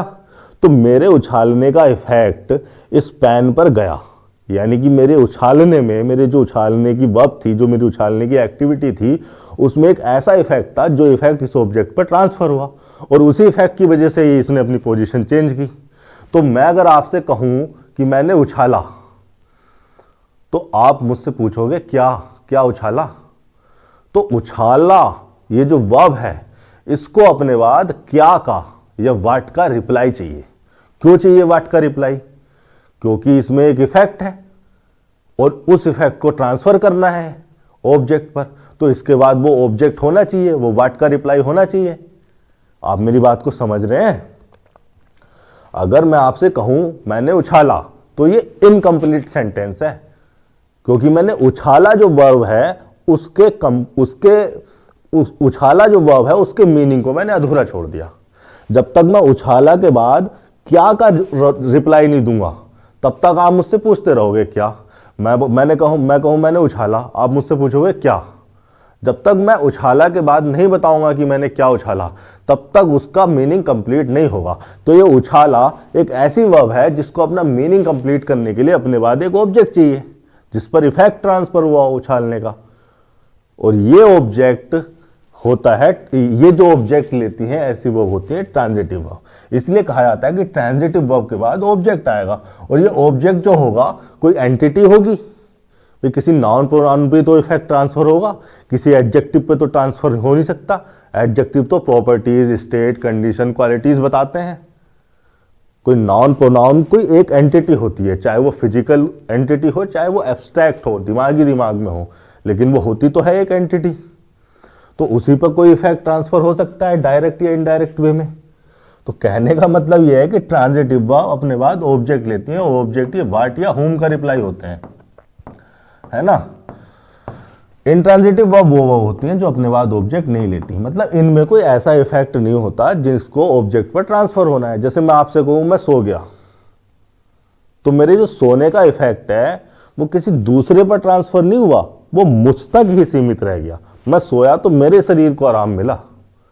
ऐसा नहीं है कि गद्दे को या बिस्तर को या बेड को किसी तरह का कोई इफेक्ट हमें ट्रांसफर करना है, तो ये इंट्रांजिटिव वर्ब, वो देखिए इफेक्ट तो हर वर्ब में होता है, हर एक्शन में होता है, लेकिन इंट्रांजिटिव वर्ब का इफेक्ट सब्जेक्ट तक ही सीमित रह जाता है, उसे ऑब्जेक्ट पर ट्रांसफर नहीं होना होता, इसलिए उसको अपना मीनिंग कंप्लीट करने के लिए ऑब्जेक्ट की जरूरत भी नहीं है। जब ऑब्जेक्ट की जरूरत नहीं है तो उसके बाद कोई ऑब्जेक्ट आएगा भी नहीं, मतलब कोई नाउन प्रोनाउन आएगा भी नहीं, और इसीलिए इनको ट्रांजिटिव कहा जाता है। ट्रांजिटिव बना है ट्रांस से, ट्रांस से बनने वाले आप सारे शब्द देखिए, ट्रांसफर, ट्रांसपोर्ट, ट्रांजिशन, ठीक है, ट्रांजिशन, ट्रांजिशन का मतलब जानते हैं आप, ट्रांजिस्टर, ट्रांजिस्टर वो उपकरण होता है, वो इंस्ट्रूमेंट होता है जिससे इलेक्ट्रिक सिग्नल को एक जगह से दूसरी जगह को भेजते हैं। ट्रांसफर का मतलब ही movement from one point to another point. Transport भी वो सिस्टम होता है जो लो या सामान को एक जगह से दूसरी जगह को भेजता है। तो जहां भी ट्रांस वर्ड आ रहा है वहां पे किसी न किसी प्रकार की मूवमेंट है। यहां पे आ रहा है ट्रांजिटिव में ट्रांस, तो यहां भी एक मूवमेंट है, और वो मूवमेंट है इफेक्ट की, ठीक है। यहां ऐसी कोई मूवमेंट नहीं है, तो इसलिए इनको इंट्रांजिटिव कहा जाता है। देखिए बातें इंटरेस्टिंग तब हो जाती हैं जब आप उन्हें समझने लगते हैं, जब आप उन्हें पकड़ने लगते हैं। तो इतनी बात क्लियर हुई कि ये ट्रांजिटिव वर्ब अपने बाद ऑब्जेक्ट क्यों लेती है और इंट्रांजिटिव वर्ब अपने बाद ऑब्जेक्ट क्यों नहीं लेती। तो अब यहां आ जाओ जरा रिफ्यूज पर। रिफ्यूज पर बात कर रहे थे हम, जरा बह गए भावनाओं में, कोई बात नहीं। अच्छा ठीक है, एक्शन नेचर की है, डूइंग नेचर की है। डूइंग में भी ट्रांजिटिव है या इंट्रांजिटिव है, तो कैसी है। ट्रांजिटिव है तो अपने बाद ऑब्जेक्ट लेगी, वरना नहीं लेगी। बताइए अब देख के, क्या इसके बाद कोई ऑब्जेक्ट आ रहा है। तो ये लिखा तो है नाउन, एलिगेशन। ये देखिए ऐसी रिफ्यूज एक ऐसी वर्ब है जो मीनिंग के हिसाब से ट्रांजिटिव भी हो सकती है, इंट्रांजिटिव भी। कुछ वर्ब, एक चीज और मैं यहां पर एडिशनल पॉइंट बता दूं, कुछ वर्ब ऐसी होती हैं जो स्ट्रिक्टली ट्रांजिटिव वर्ब के फंक्शन में ही रहती हैं। कुछ वर्ब ऐसी होती हैं जो स्ट्रिक्टली इंट्रांजिटिव वर्ब के फंक्शन में ही रहती हैं। लेकिन बहुत सारी वर्ब हमारे पास ऐसी भी होती है जो मीनिंग और कंटेक्स्ट के हिसाब से, सिचुएशन के हिसाब से ट्रांजिटिव भी हो सकती हैं, इंट्रांजिटिव भी हो सकती है। मतलब ऑब्जेक्ट ले भी सकती हैं, नहीं भी ले सकती। तो वहां पर आपको देखना पड़ेगा कि उनका मीनिंग क्या निकल के आ रहा है, किस कंटेक्स्ट में, ठीक है। इस पर्टिकुलर मीनिंग में ट्रांजिटिव हो रही है, इस पर्टिकुलर मीनिंग में इंट्रांजिटिव हो रही है। अलग, इस अलग मीनिंग में ट्रांजिटिव, इस अलग मीनिंग में इंट्रांजिटिव। कभी कभी ऐसी भी वर्ब सामने आ जाती है मेरे जो एक ही मीनिंग में ट्रांजिटिव भी हो सकती है, इंट्रांजिटिव भी हो सकती है। जैसे कल एक वर्ब बताई थी मैंने, राइट। जैसे मैंने लिखा, कल बताई थी मैंने, कल वाला लेक्चर आपने देखा हो तो मैंने लिखा she wrote a letter. Transitive verb है क्योंकि अपने बाद ऑब्जेक्ट आ रही है। क्या लिखा, लेटर लिखा, लिखने का इफेक्ट लेटर पे ट्रांसफर हो गया। यहां पर मैंने लिखा सी रोट वेल। वेल तो एडवर्ब है, ठीक है, वेल तो एडवर्ब है, और उसमें भी एडवर्ब मैनर। तो यहां भी इसका मीनिंग लिखना ही है, यहां भी इसका मीनिंग लिखना ही है। सेम मीनिंग में ही एक वर्ब ट्रांजिटिव भी हो गई, इंट्रांजिटिव भी हो गई। यहां तो उसके बाद कोई ऑब्जेक्ट आ नहीं रहा। तो ये वर्ब के अलग अलग नेचर, अलग अलग मीनिंग पे डिपेंड करता है कि वो किस मीनिंग में ट्रांजिटिव होगी, किस मीनिंग में इंट्रांजिटिव। और जो वर्ब ट्रांजिटिव भी हो सकते हैं, इंट्रांजिटिव भी हो सकते हैं, उन्हें कहते हैं एम्बी ट्रांजिटिव वर्ब। एम्बी बना है एम्बीवैलेंट से। एम्बीवैलेंट का मतलब होता है अनसर्टेन। एम्बी ट्रांजिटिव का मतलब होता है जिनका ट्रांजिटिव होना सर्टेन ना हो, अनसर्टेन हो, ठीक है। ठीक है, यहां आते हैं। तो ये रिफ्यूज एक ऐसी वर्ब है जो अपने मीनिंग के हिसाब से ट्रांजिटिव भी हो जाती है, इंट्रांजिटिव भी। लेकिन यहां ये हो रही है ट्रांजिटिव वर्ब क्योंकि इसके बाद लिखा हुआ है ऑब्जेक्ट। ये लिखा नाउन, ये लिखा डिटर्मिनर। क्या रिफ्यूज किया, वो एलिगेशन। एक्चुअली में यहां पर ये जो रिफ्यूज वर्ब लिखी हुई है ना, ये बहुत सही वर्ब नहीं लिखी हुई है, लेकिन चूंकि लिखी हुई है तो हाँ ये इस मीनिंग में यूज हो जाती है। एक्चुअली में इस मीनिंग में यूज होनी चाहिए थी वर्ब डिनाइड। डिनाइड एक एक्चुअल मीनिंग है, जिस मीनिंग को सेंटेंस कन्वे करने की कोशिश कर रहा है, उस मीनिंग को कन्वे करने के लिए वर्ब लगाई जाती है डिनाइड। तो रिफ्यूज्ड का मतलब यहां पर डिनाइड ही हो रहा है। रिफ्यूज को आप डिक्शनरी पे डाल के देखोगे तो एक मीनिंग इसका डिनाई लिखकर भी आता है, ठीक है, the minister of education vehemently refused the allegation. Refuse transitive verb, उसका ऑब्जेक्ट हो गया ये नाउन फ्रेज द एलिगेशन। अब आगे क्या लिखा है, that he had taken bribes. That conjunction क्यों लगाया गया है, दैट कंजंक्शन लगाया गया है क्योंकि दो क्लोजेस को जोड़ा जा रहा है, ठीक है, दो क्लोजेस को जोड़ने के लिए पहली क्लोज हो गई ये, यहां तक एलिगेशन तक, और दूसरी क्लोज हो गई ये। दैट कंजंक्शन लगा दिया दो क्लोजेस को जोड़ने के लिए। ही हो गया प्रोनाउन, प्रोनाउन है तो मतलब सब्जेक्ट है। Had taken, had plus verb की थर्ड फॉर्म, परफेक्ट बना रहे हैं और वो ही पास्ट परफेक्ट बना रहे हैं। पास्ट परफेक्ट अगर बना रहे हैं तो एक तो कंप्लीशन दिखा रहे हैं, तो कंप्लीशन हुआ कब है, इससे पहले, जिस टाइम पे रिफ्यूज किया उससे पहले की बात बताई जा रही है। चलो देख लेते हैं इसको, टाइमलाइन पर देख लेते हैं। जब तक मैं टाइमलाइन पर लेके नहीं जाऊंगा तब तक आपको बात क्लियर नहीं होगी। टेंस को समझने के लिए सबसे जरूरी है टाइमलाइन। ये हमारी टाइमलाइन है, जैसे नंबर लाइन होती है जिस पर नंबर रिप्रेजेंट करते हैं, हमारे पास है टाइमलाइन। अब देखिए ये वो पॉइंट है जिस पॉइंट पर इस सेंटेंस को बोला गया होगा या लिखा गया होगा, यानी कि वर्ब को रिपोर्ट किया गया होगा, एक्शन को या सेंटेंस को रिपोर्ट किया गया, तो इसको मैं कहता हूं रिपोर्ट टाइम। बाय डिफॉल्ट यही जो पॉइंट है, यही पॉइंट जो है प्रेजेंट का टाइम होता है। इससे एक सेकंड पहले भी पास्ट और इसके एक सेकंड बाद भी फ्यूचर ही होता है, स्ट्रिक्टली अगर टाइम की डेफिनेशन या टाइम के कॉन्सेप्ट पर बात करें तो। इससे एक सेकंड पहले ही पास्ट और सारा पास्ट, इसके एक सेकंड बाद ही फ्यूचर और सारा फ्यूचर। इतनी बात अगर समझ में आ रही है तो आप ये देखिए कि ये जो रिफ्यूज्ड वाला एक्शन है, वर्ब की सेकंड फॉर्म लगी हुई है, पास्ट इंडेफिनिट लगी हुई है। पास्ट इंडेफिनिट का एक्शन पास्ट में कहीं पर हुआ होगा, तो मान लेते हैं कि ये वो पॉइंट है जहां पर ये रिफ्यूज्ड वाला एक्शन हुआ है। ठीक है, ये हमने मान लिया, कोई टाइम हमें निश्चित दे नहीं रखा सेंटेंस में, ये हमने मान लिया कि पास्ट इंडेफिनिट है तो पास्ट में हुआ होगा, और मान लेते हैं कि पास्ट के इस पॉइंट पर रिफ्यूज्ड वाला एक्शन यहां हुआ। अब अगर यहां पे परफेक्ट लगा रखा है तो परफेक्ट, पास्ट परफेक्ट जो होता है एक्शन, परफेक्ट लगाते हैं हम कंप्लीशन के लिए, और पास्ट लगा रखा है हमने कंप्लीशन के साथ, इसका मतलब पास्ट में कंप्लीट हो गया होगा। मतलब जब ये पॉइंट आया तब तक एक्शन कंप्लीट हो गया था, उससे पहले एक्शन या तब तक कंप्लीट हो गया था। तो इस कंप्लीशन के भी दो कंटेक्स्ट, दो सिनेरियो पॉसिबल है। एक तो ये कि action bribe, he had taken bribe वाला ये जो एक्शन है जिसको परफेक्ट में कंप्लीशन में बताया जा रहा है, कि या तो वो स्टार्ट यहां कहीं हुआ हो और कंप्लीट हुआ हो बिल्कुल यहां पर, तो भी हम इसको पास्ट परफेक्ट में और इसको पास्ट इंडेफिनिट में बना सकते हैं। रिफ्यूज को पास्ट इंडेफिनिट में और इस वाले एक्शन को पास्ट परफेक्ट में। लेकिन ऐसा हो सकता है, ये एक सिनेरियो हो गया, लेकिन ऐसा भी हो सकता है कि यहां कहीं ब्राइब वाला एक्शन स्टार्ट हुआ हो, वैसे तो वो मना कर रहे हैं नहीं लिया उसने, लेकिन मान लेते हैं लिया, कि यहां पर होता तो ब्राइब वाला एक्शन यहां पर स्टार्ट होता और यहां कहीं खत्म हो जाता। तो रिफ्यूज वाला एक्शन यहां हुआ, लेकिन ब्राइब वाला एक्शन का कंप्लीशन हो सकता है 2 महीने पहले, 4 महीने पहले हो गया हो, फिर भी हम पास्ट परफेक्ट बना सकते हैं। भाई इस सिचुएशन में हम पास्ट परफेक्ट बना रहे थे इसलिए क्योंकि जिस पॉइंट को हमने मेन क्लोज में या मेन वर्ब से रिफर किया है उसी पॉइंट पर कंप्लीशन हुआ है। उस कंप्लीशन को शो करने के लिए कि पास्ट में कंप्लीशन हुआ है, हमने पास्ट परफेक्ट बना दिया। लेकिन यहां तो कंप्लीशन काफी पहले हो गया, यहां हम पास्ट परफेक्ट बनाते हैं उस क्रोनोलॉजी को, सीक्वेंस को बताने के लिए कि ये वाला जो एक्शन है इस रिफ्यूज वाले एक्शन से पहले का है।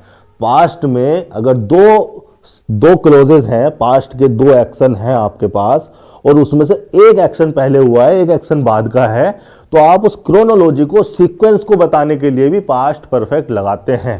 भाई कंप्लीट तो ये भी हो गया पास्ट में ही, कंप्लीट ये भी पास्ट में हो गया, तो इसको पास्ट परफेक्ट में क्यों नहीं बनाया, इसको पास्ट परफेक्ट में क्यों बना रहे हैं भैया? ये क्या ये पास्ट में कंप्लीट नहीं हो गया? पास्ट इंडेफिनिट का मतलब क्या है? पास्ट में शुरू होकर पास्ट में चला और पास्ट में खत्म हो गया। इसको पास्ट परफेक्ट में क्यों नहीं बनाया, इसको क्यों बना रहे हैं? क्योंकि हमें उस क्रोनोलॉजी को, सीक्वेंस को बताना है। ठीक है, इतनी बातें समझने लगे आप। ये 2 सिनेरियो में हम पास्ट परफेक्ट यूज करते हैं। ये सारी बातें मैंने डाली हुई हैं मेरे टेंस चैप्टर के प्लेलिस्ट में। ये लेक्चर आपको मिल जाएंगे पास्ट परफेक्ट से रिलेटेड, कब हम वैन का यूज करते हैं और पास्ट परफेक्ट को किस सिनेरियो में यूज किया जाता है, प्रेजेंट परफेक्ट को, ये सारी बातें आपको वहां मिल जाएंगी। यहाँ चूंकि सेंटेंस में चीजें सामने आ जाती है तो मैं इग्नोर नहीं कर सकता, मुझे इग्नोर करना अच्छा नहीं लगता। ठीक है, इसलिए हमने पास्ट परफेक्ट लगाया हुआ। अगर आपको बात समझ में आ गई, ये है आपकी हैड हेल्पिंग वर्ब और टेकन है आपकी मेन वर्ब। और ये जो मेन वर्ब है आपको पता है एक्शन नेचर की है, और एक्शन नेचर की है तो डूइंग नेचर की है, और डूइंग में भी ये ट्रांजिटिव वर्ब है क्योंकि इसके बाद लगा है ऑब्जेक्ट, और ये ऑब्जेक्ट हो गया नाउन व्राइव्स। ये हो गया आपका 117वां सेंटेंस। ठीक है, आगे बात कर लेते हैं 118वें सेंटेंस पर।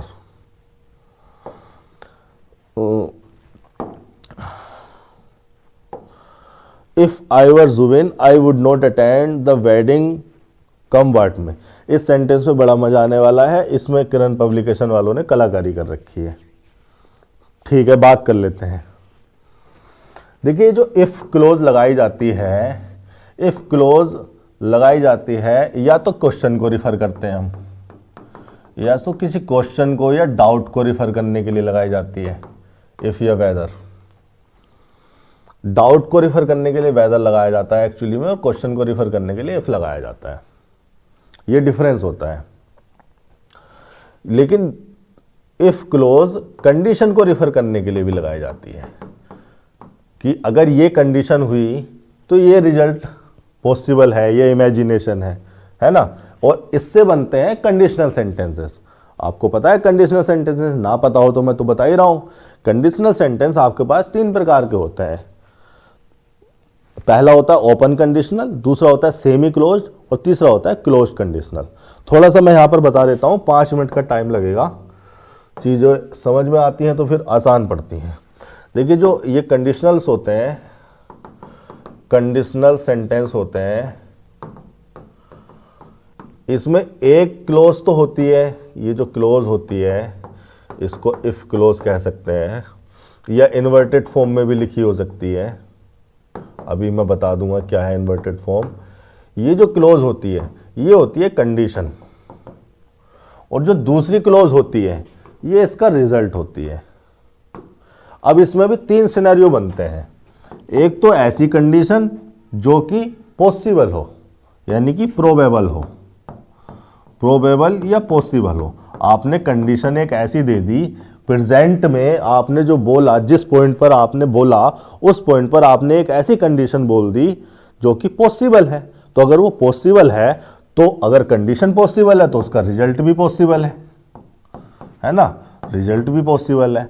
और ऐसी जो है, ऐसी उसको हम कहते हैं ओपन कंडीशनल, क्योंकि ये ओपन है होने के लिए। ठीक है, कंप्लीट होने के लिए ओपन है, ये हो सकता है। जब ये कंडीशन प्रोबेबल है, पॉसिबल है प्रेजेंट में, तो आपका जो रिजल्ट है वो भी आ सकता है, मतलब ये चीज भी हो सकती है। और इस सिचुएशन में हम यहां पर विल या शैल या मे इस टाइप के मोडाल लगाते हैं, जो कि पॉसिबिलिटी को या प्रोबेबिलिटी को, देखिए मे पॉसिबिलिटी को बताता है, विल भी प्रोबेबिलिटी को बताता है। शैल हम फॉर्मल केस में यूज कर लेते हैं विलिंगनेस दिखाने के लिए। कैन भी एबिलिटी को बताता है। ठीक है, और यहां पर आ जाएगा प्रेजेंट। यहां पर हम प्रेजेंट टेंस यूज करते हैं। टेंस नहीं कहूंगा एक्चुअली में मैं, ये मूड होते हैं। ठीक है, प्रेजेंट टेंस ही लिख देता हूं, चलो आपको इजी बनाने के लिए। यहां पर टेंस ही होता है। ठीक है, इसको प्रेजेंट टेंस ही कहना सही होगा। दूसरा होता है आपका कि आपने जो कंडीशन यहां पे दी वो इम्प्रोबेबल है, इम्प्रोबेबल है या फिर वो अनरियल है। आपने कुछ ऐसी बात बोल दी जो वास्तविकता से परे है। चूंकि इम्प्रोबेबल है, अनरियल है, तो वो क्या है, आपकी इमेजिनेशन है। सिनेरियो ये भी प्रेजेंट का ही है। प्रेजेंट में आपने एक ऐसी बात बोल दी जो प्रेजेंट के सिनेरियो के लिए बोली गई है, लेकिन अनरियल है, इमेजिनेशन है। तो चूंकि कंडीशन इमेजिनरी है, तो उसका रिजल्ट होगा वो भी इमेजिनेशन में ही होगा कि यार ये हो जाता तो ये हो जाता। दोनों चीजें इमेजिनेशन है। तो उस इमेजिनेशन को दिखाने के लिए, उस इम्प्रोबेबिलिटी या अनरियलिटी को दिखाने के लिए यहाँ पर जो रिजल्ट होता है वो भी हमें इमेजिनेशन को ही फॉलो करना पड़ता है, मतलब उसी मूड को लगाना पड़ता है। इसलिए यहाँ पर आ जाता है वुड, उस इमेजिनेशन को दिखाने के लिए। और यहाँ पर आ जाता है वर। वर जो है पास्ट इंडेफिनिट ना समझ लें आप, वार होता है यहाँ पर पास्ट सब्जेक्टिव मूड। मूड क्या होते हैं हम इस पर डिटेल में चर्चा करेंगे। फिलहाल ये यहाँ पर वर लगाया जा सकता है या वर्ब की सेकंड फॉर्म लगाई जा सकती है। और यहाँ पर वर्ब की जो सेकंड फॉर्म है वो पास्ट इंडेफिनिट को रिफर नहीं करती। वर और वर्ब की सेकंड फॉर्म यहाँ पर पास्ट सब्जेक्टिव मूड को रिफर करती है। और पास्ट सब्जेक्टिव मूड लगाया जाता है अनरियलिटी के, इमेजिनेशन के, इम्प्रोबेबिलिटी की सिचुएशन में। और उसी अनरियलिटी, उसी इमेजिनेशन को दिखाने के लिए यहाँ पर वुड लगाया गया है। वुड एक ऐसा मोडाल है जो कि इमेजिनेशन शो करता है। ये हो गए दो। तीसरे प्रकार का जो कंडीशन होता है वो आपने कोई ऐसी बात बोल दी जो कि पास्ट के बारे में बोल दी, यानी कि इमेजिनेशन तो है लेकिन पास्ट के बारे में है। यार पास्ट में अगर ऐसा हो जाता तो पिछले सेंटेंस में जो आपने कंडीशन लगाई वो प्रेजेंट के बारे में लगाई कि यार अभी ऐसा हो जाए तो, या अभी ऐसा हो तो। इमेजिनेशन वो भी थी लेकिन वो प्रेजेंट के बारे में थी, प्रेजेंट के सिनेरियो के बारे में। लेकिन यहाँ पे जो आपने कंडीशन लगाई है, यहाँ पर जो आप कंडीशन बोल रहे हैं वो किसी ऐसी चीज के बारे में, वो पास्ट के बारे में जो कि हो चुकी है। हो सकता है 4 दिन पहले हो गई हो, 4 महीने पहले हो गई हो, 4 साल पहले हो गई हो, लेकिन वो हो चुकी है। अब उसमें कोई फेरबदल नहीं हो सकता। अंग्रेज, यार मैं कहूं यार काश अंग्रेज भारत ना आते, तो इसमें कोई बदलाव आ सकता है क्या? इसमें कोई परिवर्तन आ सकता है क्या? वो तो आए और चले गए, तो कई साल पहले की बात हो गई। ठीक है, तो ये इस टाइप की कंडीशन को ये तीसरे प्रकार का कंडीशनल हमारा बताता है। यानी कि यहां पर जो कंडीशन हमने लगाई है, एक तो पास्ट के सिनेरियो के बारे में है और वो भी अनरियली है। अनरियली होती है, ये भी इमेजिनेशन ही होती है, इनके भी पूरे होने का कोई स्कोप नहीं होता। तो ये तो पूरी तरह से बंद होती है, ये होती है क्लोज्ड, इनको बोला जाता है क्लोज्ड। और इसी वजह से यहाँ पर जो इनका रिजल्ट होता है, जो इनका रिजल्ट आ सकता था, अगर ये कंडीशन पास्ट में पूरी हो गई होती तो ये रिजल्ट आ गया होता, ऐसी बात होती है। तो ये जो रिजल्ट है, ये रिजल्ट भी पास्ट के सिनेरियो को बताता है। तो इमेजिनेशन शो करने के लिए वुड या कुड भी आ सकता है पॉसिबिलिटी बताने के लिए, ठीक है, या मस्ट भी आ सकता है हाई पॉसिबिलिटी बताने के लिए। लेकिन उसके साथ लगाया जा सकता है हैव, और हैव लगाया जाता है क्योंकि हम पास्ट के सिनेरियो के बारे में बात कर रहे हैं कि यार ऐसा हो जाता तो ये भी कंप्लीट हो जाता। उस कंप्लीशन को, उस इमेजिनरी कंप्लीशन को दिखाने के लिए हमने यहाँ पर हैव प्लस वर्ब की थर्ड फॉर्म लगानी है। कंप्लीट हुआ नहीं होगा ये, जब कंडीशन ही पूरी नहीं हुई होगी तो ये रिजल्ट कहाँ से आया होगा? ना तो कंडीशन पूरी हुई होगी ना रिजल्ट आया होगा। लेकिन हम इमेजिन ये कर रहे हैं कि यार ये कंडीशन पूरी हो जाती तो ये भी हो जाता, ये रिजल्ट भी आ जाता। तो ये इमेजिनरी कंप्लीशन है, ठीक है, इसका कंप्लीट होना हम इमेजिन कर रहे हैं। इसलिए वुड, कुड, मस्ट, इस तरह के मॉडल के साथ हैव प्लस वर्ब की थर्ड फॉर्म लगाया जा सकता है। और चूंकि ये पास्ट के सिनेरियो के बारे में, तो इसमें कोई फेरबदल तो हो नहीं सकता, तो इसको कहते हैं पूरी तरह से क्लोज्ड कंडीशन। और यहां पर हैड प्लस वर्ब की थर्ड फॉर्म लगाई जाती है पास्ट के सिनेरियो को बताने के लिए, पास्ट में ऐसा हो जाता तो। इसको सेमी क्लोज्ड बोल दिया जाता है क्योंकि ये बीच की है ना, कि है तो इमेजिनेशन लेकिन प्रेजेंट के बारे में है, तो सेमी क्लोज्ड बोल दिया जाता है। ये है बात। वापस सेंटेंस पर आते हैं। तो यहां पर क्या लगी हुई है? यहां पर आपको मैं बता दूं, यहां पर लगा हुआ है वर। अब ये जो वर है बी की सेकंड फॉर्म है। देखिए वैसे तो आई के साथ वाज आना चाहिए था, लेकिन वर है। इसका मतलब हम यहां पर टेंस को एक्सप्रेस नहीं कर रहे। टेंस को अगर एक्सप्रेस कर रहे होते तो आई वाज लगाते। हमने यहां पर एक्सप्रेस की है इमेजिनेशन।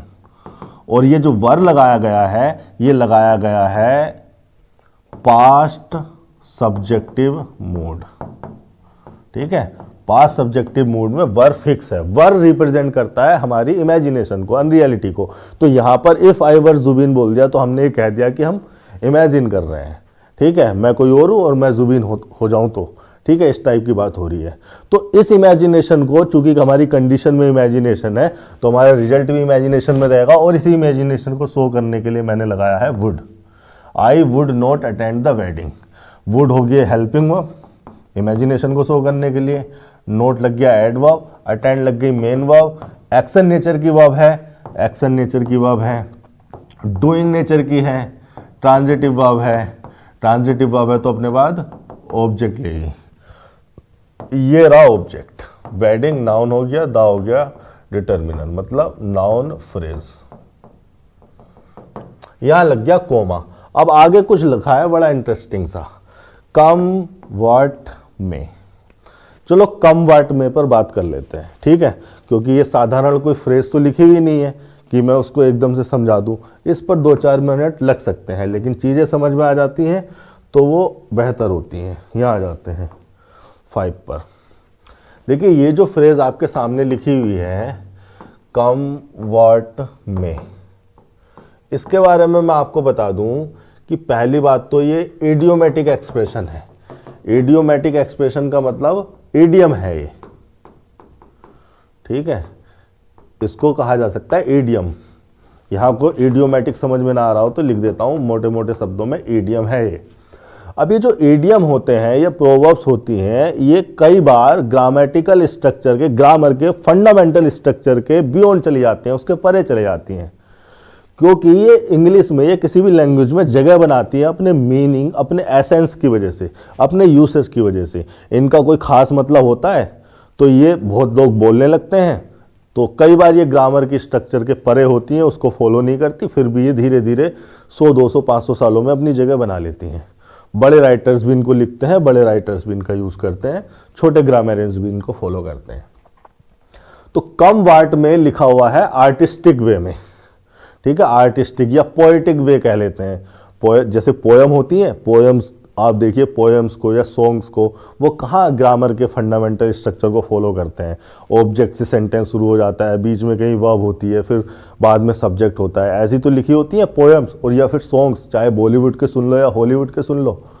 तो ये जो पोएटिक मैनर होता है, ये जो पोएटिक मैनर होता है, ये बड़ा ही आर्टिस्टिक मैनर होता है। स्ट्रक्चर को घुमाया जाता है, तोड़ा मरोड़ा जाता है, ग्रामर के फंडामेंटल कॉन्सेप्ट्स का सत्यानाश कर दिया जाता है और ग्रामर के कॉन्सेप्ट्स को ये ज़्यादा फॉलो नहीं करते हैं, केवल इनका मीनिंग समझ में आना चाहिए और ये बड़े पोएटिक और ये बड़े आर्टिस्टिक मैनर में बोले जाते हैं। इतनी बात क्लियर होनी चाहिए। तो ये भी उसी तरीके से लिखा हुआ है।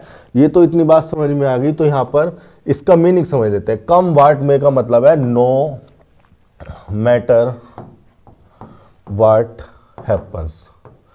ये भी एक इडियम ही है, ये भी इडियोमेटिक मैनर में लिखा हुआ है। कम वाट में, देखिए में पॉसिबिलिटी बताने के लिए लगाया जाता है, ठीक है, वर्ड लगाया जाता है प्रोनाउन की तरह। कम आपको पता है वर्ब हो रही है बेस फॉर्म में। तो अब इसको अगर धीरे थोड़ा थोड़ा इसको समझने की कोशिश करें तो ऐसा लग रहा है जैसे किसी चीज को बुलाया जा रहा है और जो भी आ रहा है उसके आने की पॉसिबिलिटी है ना। कम वाट में मतलब आओ जो आ सकता है, ठीक है। इसी टाइप का अगर मैं हिंदी का बहुत ज़्यादा यूज़ करता नहीं हूँ, लेकिन कई बार चीज़ें जो है अगर हम दूसरी लैंग्वेज के पर्सपेक्टिव से देखें तो ईजी हो जाती हैं। मतलब आओ जिसको आना है, इस टाइप का है, मतलब आओ जिसके आने की पॉसिबिलिटी है। नो मैटर व्हाट हैपन्स, है ना, कोई फ़र्क नहीं पड़ता जो हो जाए, है ना, जो भी होगा नो मैटर। तो इस टाइप के मीनिंग हो रहे हैं। अच्छा, ये जो दोनों फ्रेजेस हैं और इनके सिनोनिम्स भी हो सकते हैं एक दो, ये जो इस टाइप की जो दोनों फ्रेजेस लिखी हैं ये यूज़ की जाती हैं किसी पर्सन के एटीट्यूड को शो करने के लिए। और किस तरह का एटीट्यूड? जब कोई डिटरमाइंड होता है कुछ करने के लिए, मतलब किसी पर्सन के डिटर्मिनेशन को शो करने के लिए। और डिटर्मिनर किस चीज का? कुछ करने का या ना करने का। जैसे मैंने डिटरमाइन कर लिया मैं ये करूंगा ही करूंगा, या मैं ये नहीं करूंगा, तो मेरे डिटर्मिनेशन को शो करने के लिए ये फ्रेजेस यूज होती हैं कि मुझे ये करना ही करना है या ये मुझे नहीं करना है किसी भी हालत में, चाहे जो हो जाए। तो किसी की परसीवरेंस या किसी के डिटर्मिनेशन को शो करने के लिए, किसी का डिटर्मिनेशन किसी चीज को करने या ना करने के लिए, चाहे उसके कितने भी एडवर्स कॉन्सिक्वेंसेज उसको फेस करने पड़ जाएं, लेकिन डिटरमाइंड हूं कि ये करना ही करना है तो करना ही करना है। तो इस तरह के एटीट्यूड को शो करने के लिए ये फ्रेजेस यूज होती हैं कि एडवर्स कॉन्सिक्वेंसेज होंगे, देख लूंगा, लेकिन मैं डिटरमाइंड हूं कि मुझे ये करना है या मुझे ये नहीं करना है। तो डिटर्मिनेशन तो किसी चीज को करने की भी हो सकती है, नहीं करने की भी हो सकती है ना। मैं डिटरमाइंड हूं कि मुझे आज 2 लेक्चर पढ़ाने हैं, या मैं डिटरमाइंड हूं कि मुझे वहां जाना है। जैसे मैं एक सेंटेंस लिखता हूं यहां पर, ठीक है, she will resign from the job, ठीक है, व्हाट, कम व्हाट में, कम व्हाट में, ठीक है।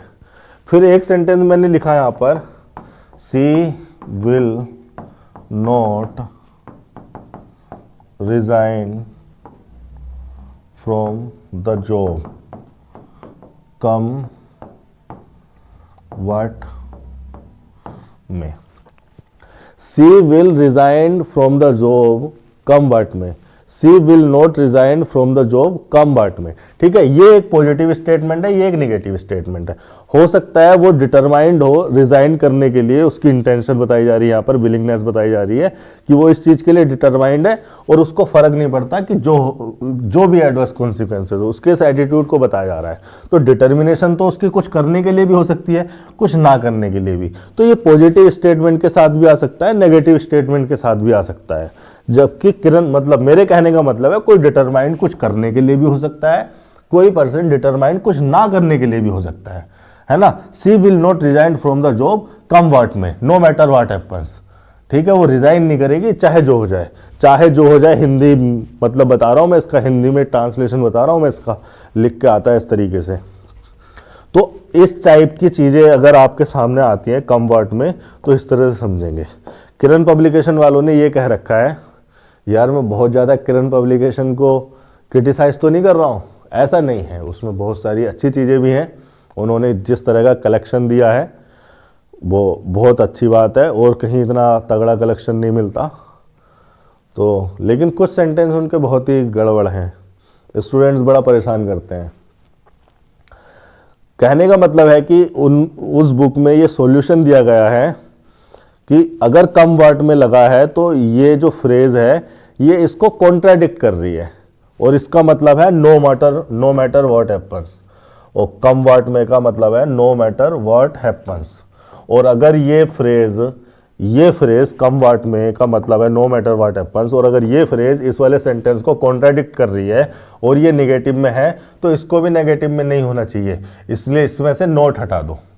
शायद ऐसा कुछ लिखा हुआ है उन्होंने, मुझे ध्यान नहीं है, स्टूडेंट से बहस हो रही थी तो थोड़ा सा ध्यान आ गया, इसीलिए मैंने आपको ये दो सेंटेंस लिखवाए। कि देखिए कम वर्ड में का मीनिंग दोनों ही पॉजिटिव और नेगेटिव, अफर्मेटिव और नेगेटिव दोनों के साथ ही पॉसिबल है, दोनों के साथ ही वो मीनिंगफुल है, यूजफुल है। तो आप ये बिल्कुल ना मान लें कि ये नेगेटिव मीनिंग के साथ है और ये फ्रेज इसको कॉन्ट्राडिक्ट कर रही है तो ये नेगेटिव में नहीं हो सकती। ये जो फ्रेज है आपके सामने, ये नेगेटिव और इंटरोगेटिव दोनों के साथ आ सकती है, दोनों के साथ आ सकती है, ठीक है। ये रहा, ये है कम वर्ड में, ओके। तो मुझे तो लगता है इस सेंटेंस में नो एरर है, कोई गलती है नहीं। If I was Juin I would not attend the wedding, come word में। हो सकता है मेरे वहां ना जाने के भी एडवर्स कॉन्सिक्वेंसेस हो सकते हैं, मैं नहीं जाऊंगा चाहे जो हो जाए, इस टाइप के मीनिंग को कन्वे कर रही है। 118 सेंटेंस अगर हो गए हैं, आपको समझ में आ गई है बात, तो 119वें सेंटेंस पर चलते हैं। देखिए किसी भी बात को आप सही मानिए गलत मानिए वो आपका डिसीजन है, लेकिन आप किसी बात को कुछ भी मानने से पहले उसको जानिए समझिए।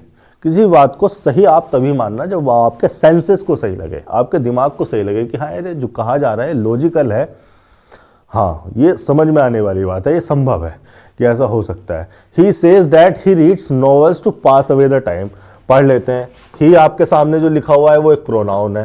प्रोनाउन के बारे में मैं आपको बता चुका हूं, या तो सब्जेक्ट होगा या ऑब्जेक्ट होगा या कॉम्प्लीमेंट होगा,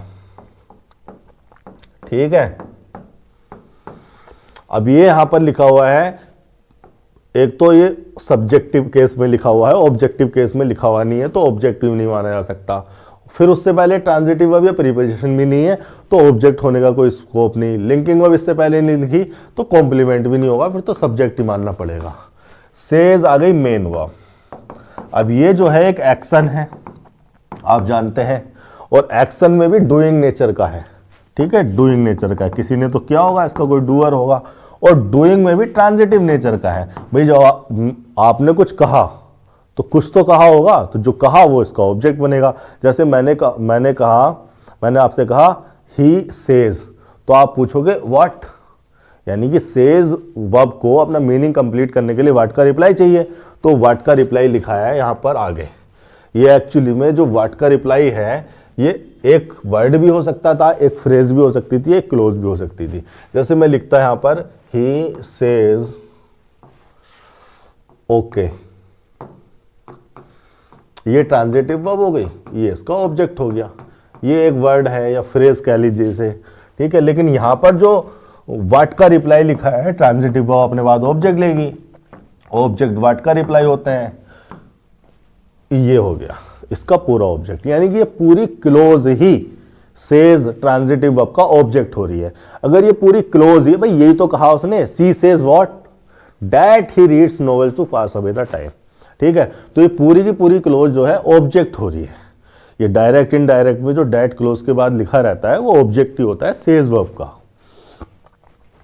तो ठीक है, ये ऑब्जेक्ट अगर है तो ऑब्जेक्ट तो नाउन या प्रोनाउन हो सकते हैं, तो इसको प्रोनाउन तो माना नहीं जा सकता। प्रोनाउन तो उतने ही है फिक्स जितने आपने याद कर लिए, कुछ याद नहीं भी किए होंगे लेकिन है वो फिक्स ही। तो ये क्या है, नाउन है। नाउन में भी अब इसको क्या कहोगे, नाउन क्लोज कहोगे, क्योंकि क्लोज है ना ये। भाई नाउन तो कोई सिंगल वर्ड होता है, राम, मोहन, ठीक है, टाटा, ये नाउन है। ये तो पूरी क्लोज लिखी हुई है तो इसको कहेंगे नाउन क्लोज।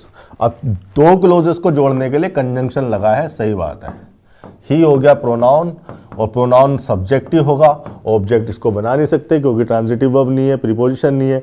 कॉम्प्लीमेंट इसको नहीं कहा जा सकता क्योंकि लिंकिंग वर्ब नहीं लगी, मतलब ये सब्जेक्ट ही है। सब्जेक्ट है तो इसके हिसाब से आ गई मेन वर्ब। यहां पर थोड़ी सी जगह बना लेता हूं, ये आ गई मेन वर्ब। मेन वर्ब को फिर देखेंगे लिंकिंग नेचर की है, एक्शन नेचर की है। एक्शन नेचर की है, रीड तो मेंटल एक्शन है, फिजिकल भी कहा जा सकता है अगर आप बोल के पढ़ रहे हो तो रीड मेन वर्ब है, एक्टिविटी को रिप्रेजेंट कर रही है, एक्शन है। डूइंग नेचर की है, खुद से तो नहीं होती, कोई इसको करने वाला होता है, डेलिब्रेट एफर्ट लगाता है। तो डूइंग नेचर की अगर है तो डूइंग नेचर में भी क्या है, ट्रांजिटिव है या इनट्रांजिटिव है। ट्रांजिटिव भी हो सकती है, इनट्रांजिटिव भी हो सकती है। जैसे मैं कहूं सी रीड्स इन द नाइट, मैंने कहा, ठीक है। इन नाइट भी लिख सकते हैं, इन द नाइट भी, कोई मतलब नहीं है, कोई मतलब फर्क नहीं पड़ेगा, दोनों लिखे जा सकते हैं, दोनों के थोड़े अलग अलग एसेंस आते हैं। रीड्स लिखा मैंने यहां पर, सी रीड्स, या फिर मैं ऐसे यहां पर भी सेंटेंस खत्म कर सकता था, ठीक है। यहां पर मैंने लिखा सी रीड हर बुक, सी रीड्स हर बुक। यहां पर मैंने इसको ट्रांजिटिव बना दिया, यहां इंट्रांजिटिवली यूज कर लिया। तो दोनों तरीके से यूज होने वाली वर्ब है। एम भी ट्रांजिटिव नेचर की है, मतलब ट्रांजिटिव होना इसका सर्टेन नहीं है, एक ही मीनिंग में, उसी सेम मीनिंग में ट्रांजिटिव भी हो जाती है, इनट्रांजिटिव भी हो जाती है। लेकिन यहां पर क्या हो रही है, यहां पर हो रही है ट्रांजिटिव वर्ब, क्योंकि इसके बाद लिखा है इसका ऑब्जेक्ट। ऑब्जेक्ट है कोई नाउन और प्लूरल लिखा हुआ है, कोई प्रॉब्लम नहीं, प्लूरल हो सकता है, ही रीड्स नॉवेल्स। अब यहां पर क्या लिखा हुआ है आगे, यहां पर लिखा हुआ है 2 + V1, 2 + V1, टू पास, और पास अवे पूरी फ्रेजल वर्ब भी लिखी हुई है। गलती तो यहीं पे है, पास अवे का मतलब होता है भैया डाई, पास अवे का मतलब होता है टू डाई। ये फ्रेजल वर्ब लिखी गई है, फ्रेजल वर्ब याद कर लेना आप। तो पास अवे तो होगा नहीं, पास होगा, क्योंकि पास ट्रांजिटिव नेचर की वर्ब है। ट्रांजिटिव नेचर की वर्ब है तो वो अपने बाद अपना ऑब्जेक्ट लेगी। आपने अवे क्यों लगा रखा है, ठीक है। पास अवे का मतलब टू डाई होता है। अब ये जो 2 + V1 लिखा हुआ है, टू पास, ये लिखा हुआ है यहां पर इन्फिनिटिव, ओके। अब मैंने आपको बता दिया कि इन्फिनिटिव जो होते हैं वो या तो नाउन हो सकते हैं या प्रोनाउन या तो वो नाउन हो सकते हैं, एडजेक्टिव हो सकते हैं, या फिर वो एडवर्ब हो सकते हैं। आप यहां देखकर बता सकते हैं कि इन्फिनिटिव नाउन है, एडजेक्टिव है, एडवर्ब है। देखिए नाउन होगा तो सब्जेक्ट या ऑब्जेक्ट का काम कर रहा होगा, सब्जेक्ट का यहाँ स्कोप नहीं, ऑब्जेक्ट हो सकता था तो किसी प्रीपोजिशन का या किसी वर्ब का, इससे पहले कोई वर्ब नहीं लगी, ये इसको प्रीपोजिशन मत मान लेना, ये 2 + V1 पूरा इन्फिनेटिव का हिस्सा है, और 2 + V1 जो इन्फिनेटिव है वो कभी प्रीपोजिशन का ऑब्जेक्ट नहीं बन पाते हैं, क्योंकि अगर आपने यहाँ पर प्रीपोजिशन लगा भी दी तो एक प्रीपोजिशन के बाद इस 2 को कैसे एडजस्ट करोगे। खैर उस कॉन्सेप्ट पर बाद में चर्चा करेंगे, फिलहाल आप ये समझिए कि ऑब्जेक्ट नहीं हो रहा, सब्जेक्ट नहीं हो रहा, कॉम्प्लीमेंट नहीं है किसी लिंकिंग वर्ब का, तो ये नाउन नहीं है। अब एडजेक्टिव एडवर्ब में से छाटने की कोशिश करोगे तो आप इसको एडजेक्टिव तब कह सकते हैं जब ये किसी नाउन के लिए आया हो। क्या ये किसी नाउन के लिए आया है? क्या टू पास नोवेल के लिए आया है? नहीं, नाउन के लिए नहीं आया, नोवेल के लिए नहीं आया, मतलब एडजेक्टिव नहीं है। एक्चुअली में ये वर्ब के लिए आया है। ये वर्ब जो है इसका रीजन बताने के लिए आया है कि वो नोवेल रीड क्यों करता है, टाइम पास करने के लिए। तो ये जो टू पास लिखा हुआ है ये रीजन बताने के लिए लिखा हुआ है। किसका रीजन बताने के लिए? रीड का रीजन बताने के लिए, वर्ब का रीजन बताने के लिए। इसीलिए इसको कहा जाता है एडवर्ब ऑफ रीजन। और ये जो एडवर्ब ऑफ रीजन होता है इन्फिनेटिव, ये अक्सर वाई का रिप्लाई होता है। अक्सर क्या, हमेशा ही ये वाई का रिप्लाई होता है। ही रीड्स नोवेल वाई, क्यों? टू पास द टाइम, है ना। तो वाई भी एडवर्ब रीजन है, रीजन के लिए तो लगाते हैं आप वाई को, और है वो एडवर्ब, तो उसका रिप्लाई, उसका आंसर भी why to pass the time, वो भी एडवर्ब रीजन हो जाएगा। ये आपका सेंटेंस हो गया 119वां। अगले सेंटेंस पर चलते हैं। टाइम कम है, बातें बहुत ज्यादा।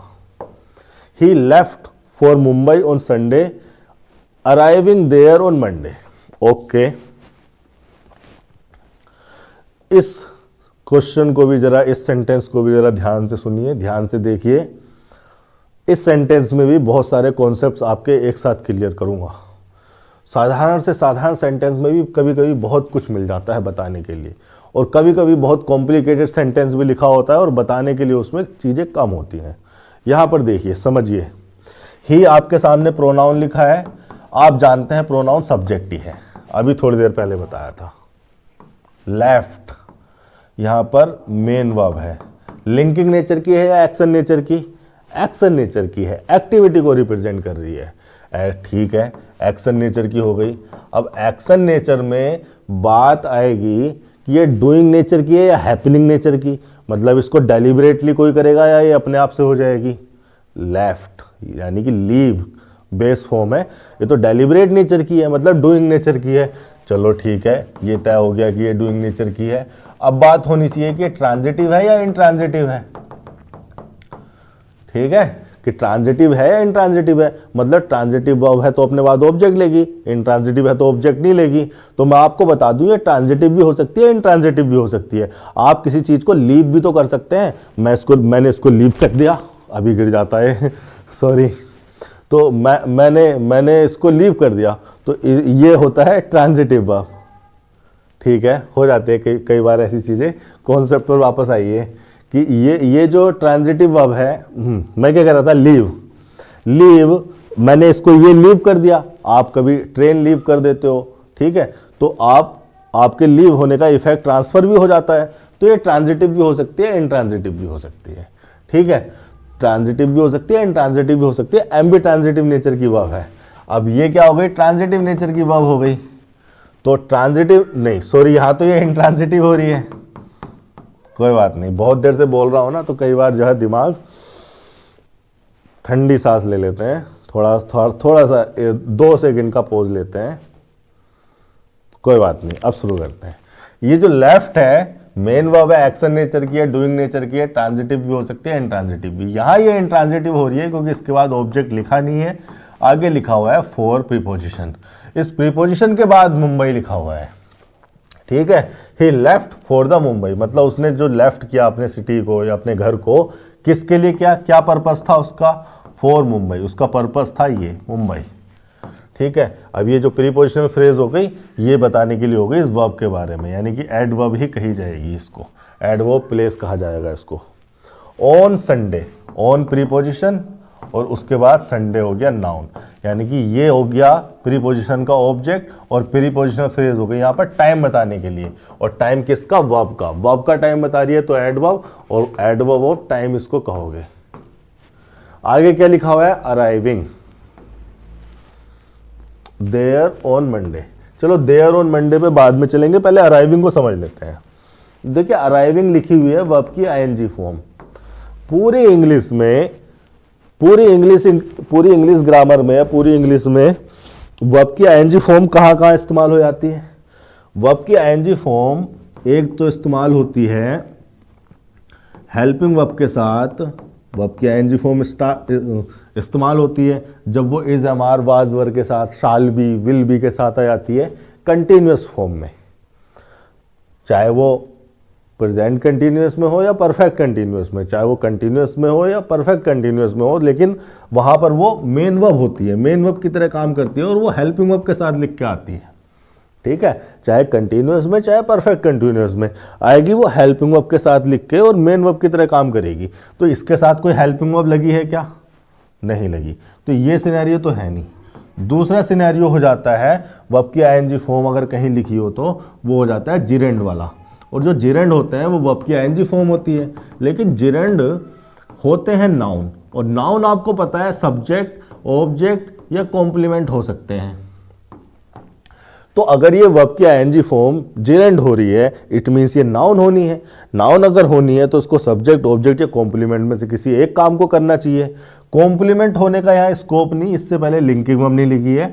ऑब्जेक्ट होने का यहाँ स्कोप नहीं, ना तो ट्रांजिटिव वर्ब है ना प्रीपोजिशन है। सब्जेक्ट हमने ले लिया शुरू में, एक वर्ब के लिए एक ही सब्जेक्ट आता है, ये इससे पहले कोई सब्जेक्ट भी नहीं लगा है, तो ये नाउन नहीं है, तो मतलब ये जिरेंड नहीं है। ठीक है, ये दूसरा केस भी, दूसरी संभावना भी खत्म हो गई। तीसरी संभावना है ये अराइविंग वर्ब की आईएनजी फॉर्म प्रेजेंट पार्टिसिपल बन जाती है।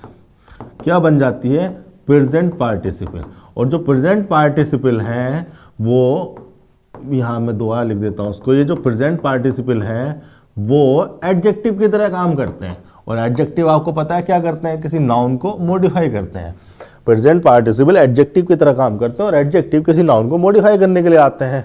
और कहाँ है वो नाउन, किसी नाउन या प्रोनाउन को मॉडिफाई करने के लिए आते हैं। तो अराइविंग किसी नाउन या प्रोनाउन के लिए आया होगा। कहाँ है वो प्रोनाउन जिसके लिए अराइविंग आ सकता है, कौन अराइव करेगा, जिसने लेफ्ट किया है, मतलब ही के लिए ये आ सकता है, अराइविंग ही के लिए आ सकता है। बहुत बढ़िया बात है, यानी कि ये प्रेजेंट पार्टिसिपल संभव है। लेकिन एक प्रॉब्लम है यहां पर, जिसको समझाने के लिए पहले मुझे प्रेजेंट पार्टिसिपल के कुछ और कैरेक्टरिस्टिक, कुछ और प्रॉपर्टीज आपके सामने रखनी पड़ेंगी, जिससे आप निर्धारित कर पाओगे कि यहां पर जो प्रेजेंट पार्टिसिपल का केस बन रहा है और ये संभव लग रहा है, ये वाकई में संभव है या नहीं है। ठीक है, तो यहां पर आ जाते हैं वापस हमारे इस बोर्ड पर। देखिए, जैसे मैंने आपसे कहा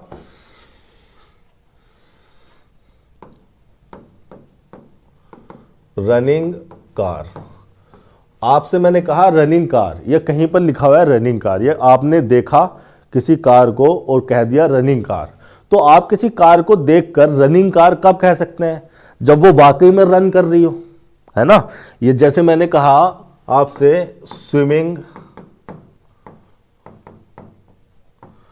गर्ल, ठीक है, या फिर मैंने आपसे कहा स्लीपिंग चाइल्ड, या फिर आपसे मैंने कहा लाफिंग बुद्धा, लाफिंग बुद्धा।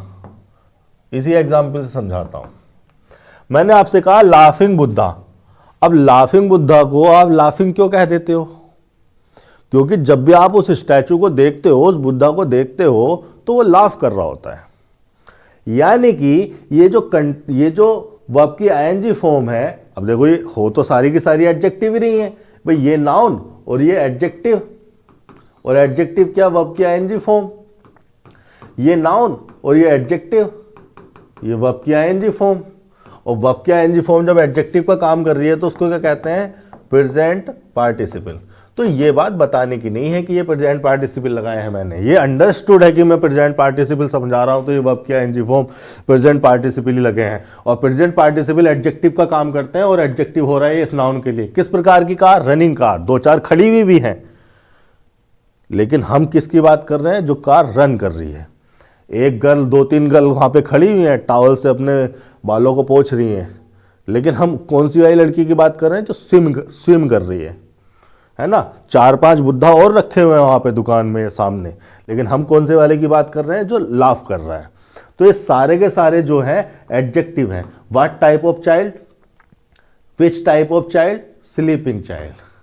ठीक है, ये सारी की सारी जो वर्ब की आईएनजी फॉर्म है ये एडजेक्टिव का काम कर रही है, और वर्ब की आईएनजी फॉर्म जब एडजेक्टिव हो तो वो होती है प्रेजेंट पार्टिसिपल। अब अगर मैं आपसे कहूं कि आपने बुद्धा को लाफिंग क्यों कहा, तो आप कहेंगे क्योंकि जब हमने उसको नोटिस किया तो वो लाफ कर रहा था। यानी कि आप प्रेजेंट पार्टिसिपल जिस नाउन के लिए इस्तेमाल करते हो वो नाउन ही उसका डूअर होता है। पहली चीज तो स्लीप कौन कर रहा है, चाइल्ड। स्विम कौन कर रही है, गर्ल। रन कौन कर रहा है, कार। लाफ कौन कर रहा है, बुद्धा। ठीक है, मतलब जिस नाउन के लिए आपने प्रेजेंट पार्टिसिपल यूज किया है, एक तो वो इसका डूअर होगा। दूसरी चीज, प्रेजेंट पार्टिसिपल वाली जो एक्टिविटी है वो गोइंग ऑन होती है उस समय जिस समय आपने नोटिस किया या बोला। आप रनिंग कार तभी कह सकते हैं जब कार रन कर रही हो आपके बोलने के समय पे। ठीक है, या फिर स्विमिंग गर्ल, आप किसी लड़की को देख के स्विमिंग गर्ल तभी कह सकते हैं जब वो स्विम कर रही हो, या फिर आपने इमेजिन किया हो कि हाँ वो स्विम कर रही है। ठीक है, तो ये जो सारी की वर्ब की आईएनजी फॉर्म है, प्रेजेंट पार्टिसिपल एडजेक्टिव, ये कंटिन्यूटी को एक्सप्रेस करते हैं।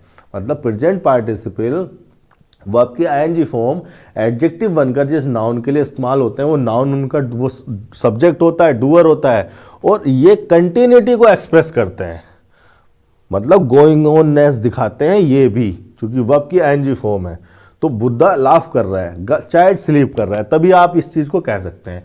जैसे इस चीज को मैं सेंटेंस के द्वारा समझाऊं, जैसे मैंने लिखा she enjoyed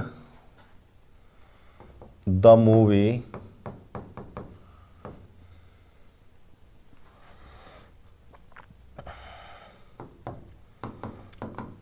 taking cold drink. ठीक है, ये देखिए मेन वर्ब है एंजॉयड, और ये ट्रांजिटिव नेचर की वर्ब है, और इसके बाद लिखा है इसका object, she enjoyed the movie. अभी जो टेकिंग लिखा है ये वर्ब की आईएनजी फॉर्म लगी है। वर्ब की आईएनजी फॉर्म मतलब प्रेजेंट पार्टिसिपल हो रही है। प्रेजेंट पार्टिसिपल हो रही है तो मतलब एडजेक्टिव का काम कर रही होगी। वही वाले दो ऑप्शन मैं ऐसे ही लगा के काट दूंगा जो अभी पिछले सेंटेंस में काटे थे हमारे मेन सेंटेंस में। प्रेजेंट पार्टिसिपल अगर ये हो रही है तो एडजेक्टिव होगी, और एडजेक्टिव होगी तो किसी नाउन प्रोनाउन के लिए आई होगी। तो किस नाउन प्रोनाउन के लिए आई है ये? मूवी के लिए आई है। क्या मूवी कोल्ड ड्रिंक ले रही है? या शी के लिए? शी के लिए आई है ना, वो शी तो कोल्ड ड्रिंक ले रही है। तो ये जो टेकिंग वाला काम है ये प्रेजेंट पार्टिसिपल है, भले इसी एडजेक्टिव है, लेकिन ये भी एक कंटिन्यूटी को एक्सप्रेस करता है। ये भी एक कंटिन्यूटी को एक्सप्रेस करता है, और ये कंटिन्यूटी एक्सप्रेस कर रहा है टेक वर्ब की। यानी कि टेक वर्ब वाला जो काम है वो कंटिन्यूअस चल रहा है। और कब चल रहा है? जब ये वाला काम चल रहा है, जब मूवी को एंजॉय करने वाला काम चल रहा है तो ये कंटिन्यूअसली ये बैकग्राउंड में चल रहा है। इसीलिए ये कहा जाता है कि प्रेजेंट पार्टिसिपल एडजेक्टिव वाला जो एक्शन होता है वो मेन एक्शन भले सी ना हो, वो एक नॉन फाइनाइट वर्ब होती है, एक नॉन फाइनाइट एक्शन होता है, लेकिन वो भी कंटिन्यूअसली में या कंटिन्यूअस बैकग्राउंड में चल रहा होता है। और कब चल रहा होता है? इस वाले वर्ब के साथ साथ। ठीक है, जैसे मैंने एक सेंटेंस लिख दिया यहां पर, she slept whole night. She slept whole night taking cold drink. ये सेंटेंस मैंने यहां पर लिख दिया। क्या आप इस पहले वाले सेंटेंस को दूसरे वाले सेंटेंस को, पहला वाला सेंटेंस मैंने समझा दिया कि टेकिंग वाला काम एंजॉयड वाले काम के साथ साथ चल रहा है बैकग्राउंड में। वो मूवी भी एंजॉयड कर रही है और कोल्ड ड्रिंक की भी शिप ले रही है, दोनों काम चल रहे हैं। ये वाला काम बैकग्राउंड में चल रहा होता है। प्रेजेंट पार्टिसिपल वाला जो वर्ब होती है, जो एक्शन होता है, एक तो जिसके लिए यूज हुआ है वही उसका डूअर होगा। कोल्ड ड्रिंक टेक कौन कर रहा है, यानी कि टेकिंग वाली एक्टिविटी का डूअर कौन है, शी। पहली चीज ये। दूसरी चीज ये कंटिन्यूटी को एक्सप्रेस कर रही है, गोइंग ऑननेस को दिखा रही है कि बैकग्राउंड में ये वाला काम भी चल रहा है। कब चल रहा है, इस वाली वर्ब के साथ साथ, यानी कि मूवी एंजॉय कर रही है, बैकग्राउंड में कोल्ड ड्रिंक के शिप ले रही है। क्या ये सिनेरियो यहां पर पॉसिबल है? मैंने लिखा सेंटेंस में she slept whole night taking cold drink. क्या ऐसा हो सकता है कि वो पूरी रात सोई हो और कोल्ड ड्रिंक वो ले रही हो बैकग्राउंड में? क्या ये दोनों एक्टिविटी ऐसी हैं जो एक दूसरे के साथ साथ हो सकती हैं, सिंक्रोनसली हो सकती हैं, एक ही समय पर पॉसिबल हैं? वो पॉसिबल थी। जैसे मैं यहां पर लिख देता, ये आगे मैं लिख देता हूं, जैसे मैं यहां पर लिख देता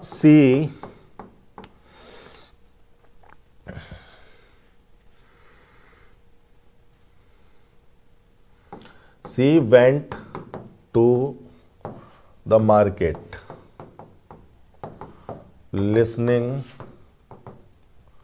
टू हर फेवरेट म्यूजिक। जैसे मैंने ये वाला सेंटेंस लिख दिया, she went to the market listening to her favourite music. अब मैं आपसे ये कह रहा हूं कि ये प्रेजेंट पार्टिसिपल है, यानी कि वर्ब की आईएनजी फॉर्म है, या आप यूं कहिए कि वर्ब की आईएनजी फॉर्म है। और क्यों आई है? मेन वर्ब तो हो नहीं रही, जिरेंड भी नहीं हो रही, सब्जेक्ट ऑब्जेक्ट का काम नहीं कर रही, कॉम्प्लीमेंट का काम नहीं कर रही, तो अब इसके प्रेजेंट पार्टिसिपल होने की संभावना है। और प्रेजेंट पार्टिसिपल होने की संभावना है तो इट मीन्स हमें इसको एडजेक्टिव मानना पड़ेगा। तो एडजेक्टिव किसके लिए मानोगे इसे? मार्केट नाउन के लिए एडजेक्टिव हो सकता है क्या ये? क्या मार्केट लिसन वाला काम कर सकता है क्या? नहीं कर सकता। मैंने क्या कहा आपसे कि अगर इसको एडजेक्टिव होना है तो जिस नाउन के लिए एडजेक्टिव होगा वो इसका डूअर भी होगा, वो इसको कर भी रहा होगा। तो क्या मार्केट लिसन कर सकता है क्या? नहीं, शी कर सकती है ना, सी को मानो। म्यूजिक लिसन कर सकता है क्या? नहीं, तो म्यूजिक को नहीं माना जा सकता। केवल पूरे सेंटेंस में एक यही प्रोनाउन है जो लिसन वाला काम कर सकता है। तो मोस्ट प्रोबेबली और हां सर्टेनली ये जो एडजेक्टिव है ये इस प्रोनाउन के लिए ही आया है, यानी कि ये लिसनिंग का डूअर कौन है? ये प्रोनाउन है शी। इतनी बात समझ में आ गई। अब मैंने आपसे दूसरी बात ये कही कि ये जो लिसनिंग वाली एक्टिविटी है प्रेजेंट पार्टिसिपल वाली, जो वर्ब की आईएनजी फॉर्म में लिखी हुई है, जो एडजेक्टिव जिसे हम कह रहे हैं, ये चूंकि वर्ब की आईएनजी फॉर्म में लिखी हुई है, तो वर्ब की आईएनजी फॉर्म चाहे वो मेन वर्ब हो या ना हो, चाहे वो नॉन फाइनाइट वर्ब हो, ये मेन वर्ब नहीं कही जा रही, नॉन फाइनाइट वर्ब कही जा रही है, लेकिन वो डायरेक्ट या इनडायरेक्ट वे में एक्सप्रेस कंटिन्यूटी को ही करती है। पूरी इंग्लिश में कहीं भी वर्ब की आईएनजी फॉर्म मिल जाए, वो डायरेक्ट या इनडायरेक्ट फॉर्म में कंटिन्यूटी को एक्सप्रेस कर ही देती है। या तो वो डायरेक्टली कर देगी या उसका मीनिंग कुछ ऐसा होगा कि वो कंटिन्यूटी को, जारी रहने को एक्सप्रेस कर रही होगी। तो यहां पर भी ये वर्ब की ING form present participle adjective के रूप में कंटिन्यूटी को एक्सप्रेस कर रही है। और कंटिन्यूटी किसकी? इस वाले एक्शन की, लिसन वाले एक्शन की, कि लिसन वाला एक्शन कंटिन्यूअस है। और कब है कंटिन्यूअस? इस वाले एक्शन के साथ साथ। जैसे जैसे वो मार्केट को जा रही है वो सुनते हुए जा रही है, कानों में ईयरफोन लगा रखे हैं या मोबाइल को कंधे पे रखा हुआ है, वो सुनते हुए जा रही है। अब क्या सुनते हुए जा रही है? अपना फेवरेट म्यूजिक। ठीक है, तो मेरे कहने का मतलब है, वैसे लिसन का मतलब सुनना नहीं होता, आपको समझाने के लिए मैंने ये कह दिया, कोई बात नहीं, एक्सक्यूज माई एफर्ट्स। तो कहने की बात यह है कि लिसनिंग वाला जो एक्टिविटी है वो वेंट वाली एक्टिविटी के साथ गोइंग ऑन है। लेकिन अगर मैं आपसे ये कह दूं कि she went to the market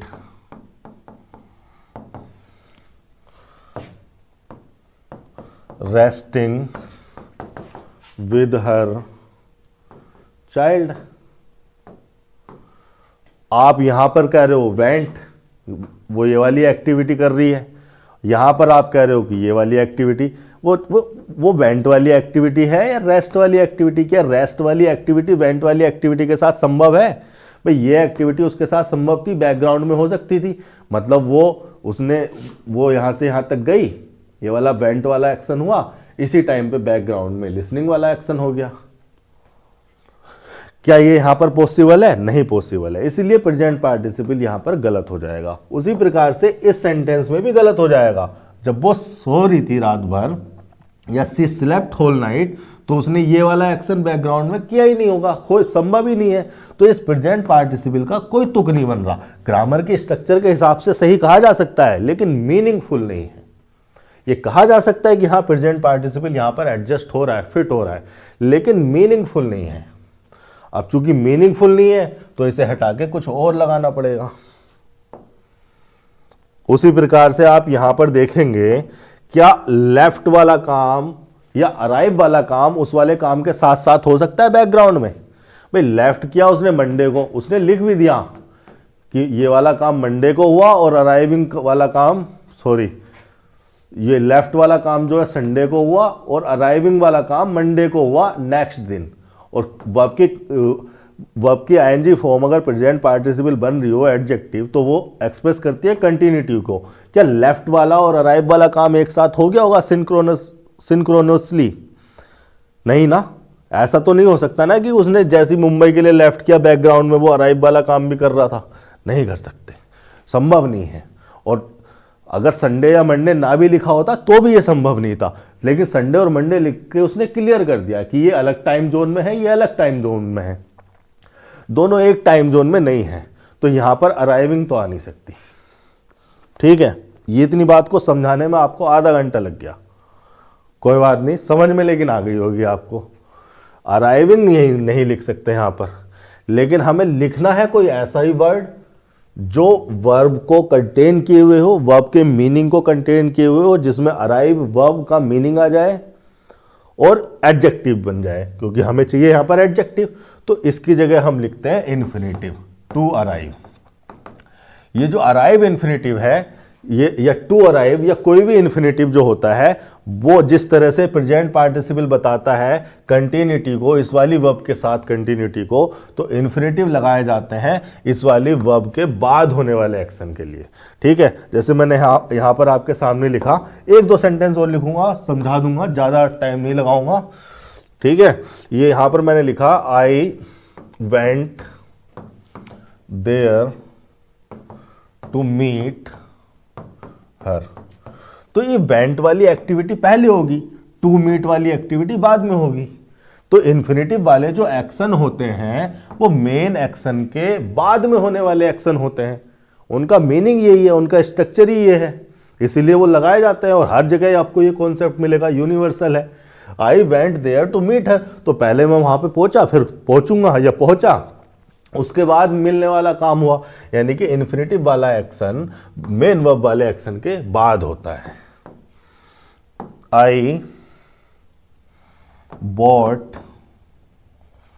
a book to read, I bought a book to read. तो ये टू रीड क्या लगा हुआ है? इन्फिनेटिव लगा हुआ है। तो ये पहले बॉट वाला काम होगा, फिर टू रीड वाला काम होगा। ठीक है, तो यह जहां पर भी ये इन्फिनेटिव लगाए जाते हैं, ये वहीं पर फिट हो पाते हैं, वहीं पर इनका मीनिंग फिट हो पाता है, जहां पर ये जो मेन वर्ब के बाद में होने वाले एक्शन होते हैं, जहां पर ये ऐसा संभव हो कि ये मेन वर्ब के बाद हो सकते हो। यानी कि इन्फिनेटिव वाला जो एक्शन होता है वो मेन वर्ब के बाद होने वाला एक्शन होता है। ये शॉर्ट फॉर्म में, शॉर्ट चीज आप समझ लीजिए। डिटेल में तो हम इस पर चर्चा करेंगे ही जब इससे रिलेटेड कोई कॉन्सेप्ट आएगा, और अभी चूंकि जितना जरूरी है उतना जान लेंगे। तो अराइविंग यहां पर नहीं लगा सकते, आप ये जान गए। इन्फिनेटिव यहां पर क्यों लगा सकते हैं, आप ये जान गए। और इन्फिनेटिव भी अराइविंग की तरह एडजेक्टिव हो सकता है। ये इन्फिनेटिव नाउन हो सकते हैं, एडजेक्टिव हो सकते हैं, एडवर्ब हो सकते हैं। अभी थोड़ी देर पहले मैंने आपको बताया था। तो ये एक तो एडजेक्टिव बन गया, 2 + V1 की फॉर्म में इन्फिनेटिव है, तो ये लेफ्ट के बाद भी हो सकता है, उसके बाद वाला एक्शन ही होगा। यानी कि टू अराइव लेफ्ट के बाद वाला एक्शन होगा। संडे मंडे को भी इसने बैलेंस कर दिया और उस मीनिंग को भी, उस कॉन्ट्राडिक्शन को भी इसने हटा दिया, और ये एडजेक्टिव भी बन गया और अराइव के मीनिंग को कन्वे भी कर रहा है। नॉन फाइनाइट वर्ब है। देयर क्या लग गया? देयर एडवर्ब ऑफ प्लेस लग गया। On Monday, on plus time, यानी कि ये हो गया एडवर्ब ऑफ टाइम। ठीक है स्टूडेंट्स, देखिए एफर्ट्स लगते हैं, टाइम लगता है इतनी अंडरस्टैंडिंग को डेवलप होने में, लेकिन जब इतनी अंडरस्टैंडिंग डेवलप कर लोगे तो आप इतने ज़्यादा कॉन्फिडेंट रहोगे कि किसी भी कॉम्पिटिटिव एग्जाम के किसी भी क्वेश्चन पेपर को आप बहुत अच्छे से कर पाओगे, मतलब उससे डरोगे नहीं। एग्जामिनर आपको घुमा नहीं पाएगा, मैं ही आपको यहां पर इतना घुमा दूंगा, मैं आपके दिमाग को इतना घुमाने की आदत डाल दूंगा, इतना सोचने की, इतने समझने की आदत डाल दूंगा कि एग्जामिनर आपको घुमा ही नहीं सकता। जब आप घर पे प्रैक्टिस करेंगे, जब मैं आपको यहां पर इतना घुमा दूंगा और उतना ही घूमेंगे आप प्रैक्टिस करते हुए, जितना दिमाग को हम यहां पर घुमा लेंगे उतना हमारे एग्जाम में हेल्प मिलेगी। जिसने घर पे प्रैक्टिस करते समय दिमाग को नहीं घुमाया, उसको वहां पे एग्जामिनर घुमा देगा, और एग्जामिनर ने घुमा दिया तो 1 साल खराब। तो बेहतर है कि घर बैठ के मेरी बातों को फॉलो करें, इस अप्रोच को अपनाएं, मैं आपके साथ हूं, और घर पे बैठ के इसी तरह से दिमाग घुमाएं, दिमाग को घुमाने की आदत डालें। दिमाग को घुमाना छोड़ दोगे, एग्जामिनर वहां पे घुमा देगा। 70-80% सेंटेंस ऐसे रख देगा जो प्रीवियस ईयर से आएंगे, रटे रटाए रूल रेगुलेशन पे, उन्हें सब कर लेते हैं, उनकी वजह से पेपर क्वालिफाई होता है। बस सिलेक्शन होता है उन्हीं 5, 10, 15 सेंटेंसेस की, 5-10% पेपर की वजह से, चाहे मैथ का हो, रीजनिंग का हो, इंग्लिश का हो, चाहे कॉमन एरर की बात हो रही हो, इंप्रूवमेंट की बात हो रही हो, क्लोज टेस्ट की बात हो रही हो। और ये जो मैं अप्रोच बता रहा हूँ, ये केवल कॉमन एरर्स में आपकी हेल्प नहीं करेगी, ये आपकी ग्रामर की, इंग्लिश की अंडरस्टैंडिंग को इतना क्लियर कर देगी कि कॉम्प्रिहेंशन और वोकैब को छोड़ के ये सब जगह आपकी हेल्प करेगी। ये क्लोज टेस्ट में, ये PQRS में आपकी हेल्प करेगी, ये डायरेक्ट इनडायरेक्ट में, एक्टिव पैसिव में, हर जगह आपकी हेल्प करेगी। तो सिलेक्शन होता है उन्हीं 10, 12, 5%, 10%, 12, 15% क्वेश्चंस की वजह से। बाकी 80% क्वेश्चंस तो क्वालिफाई करने के लिए होते हैं, उनको तो सभी बच्चे कर लेते हैं। सबसे मतलब जो प्री को क्वालिफाई कर लेते हैं, मेन को क्वालिफाई कर लेते हैं, वो जो कट ऑफ होता है उसको तो सभी क्लियर कर लेते हैं। अगर आपको फाइनल सिलेक्शन लेना है, आपको जाना है, आपके वो ड्रीम्स हैं कि हाँ हमें ये करना है, तो आपको अपनी अप्रोच को इम्प्रूव करना पड़ेगा। आपको अपने दिमाग को घुमाने की आदत डालनी पड़ेगी। मैंने घुमाना सीख लिया है, आप भी मेरे साथ सीखिए। ठीक है, आज के लेक्चर में इतना ही, मिलते हैं अगले लेक्चर में। Thank you.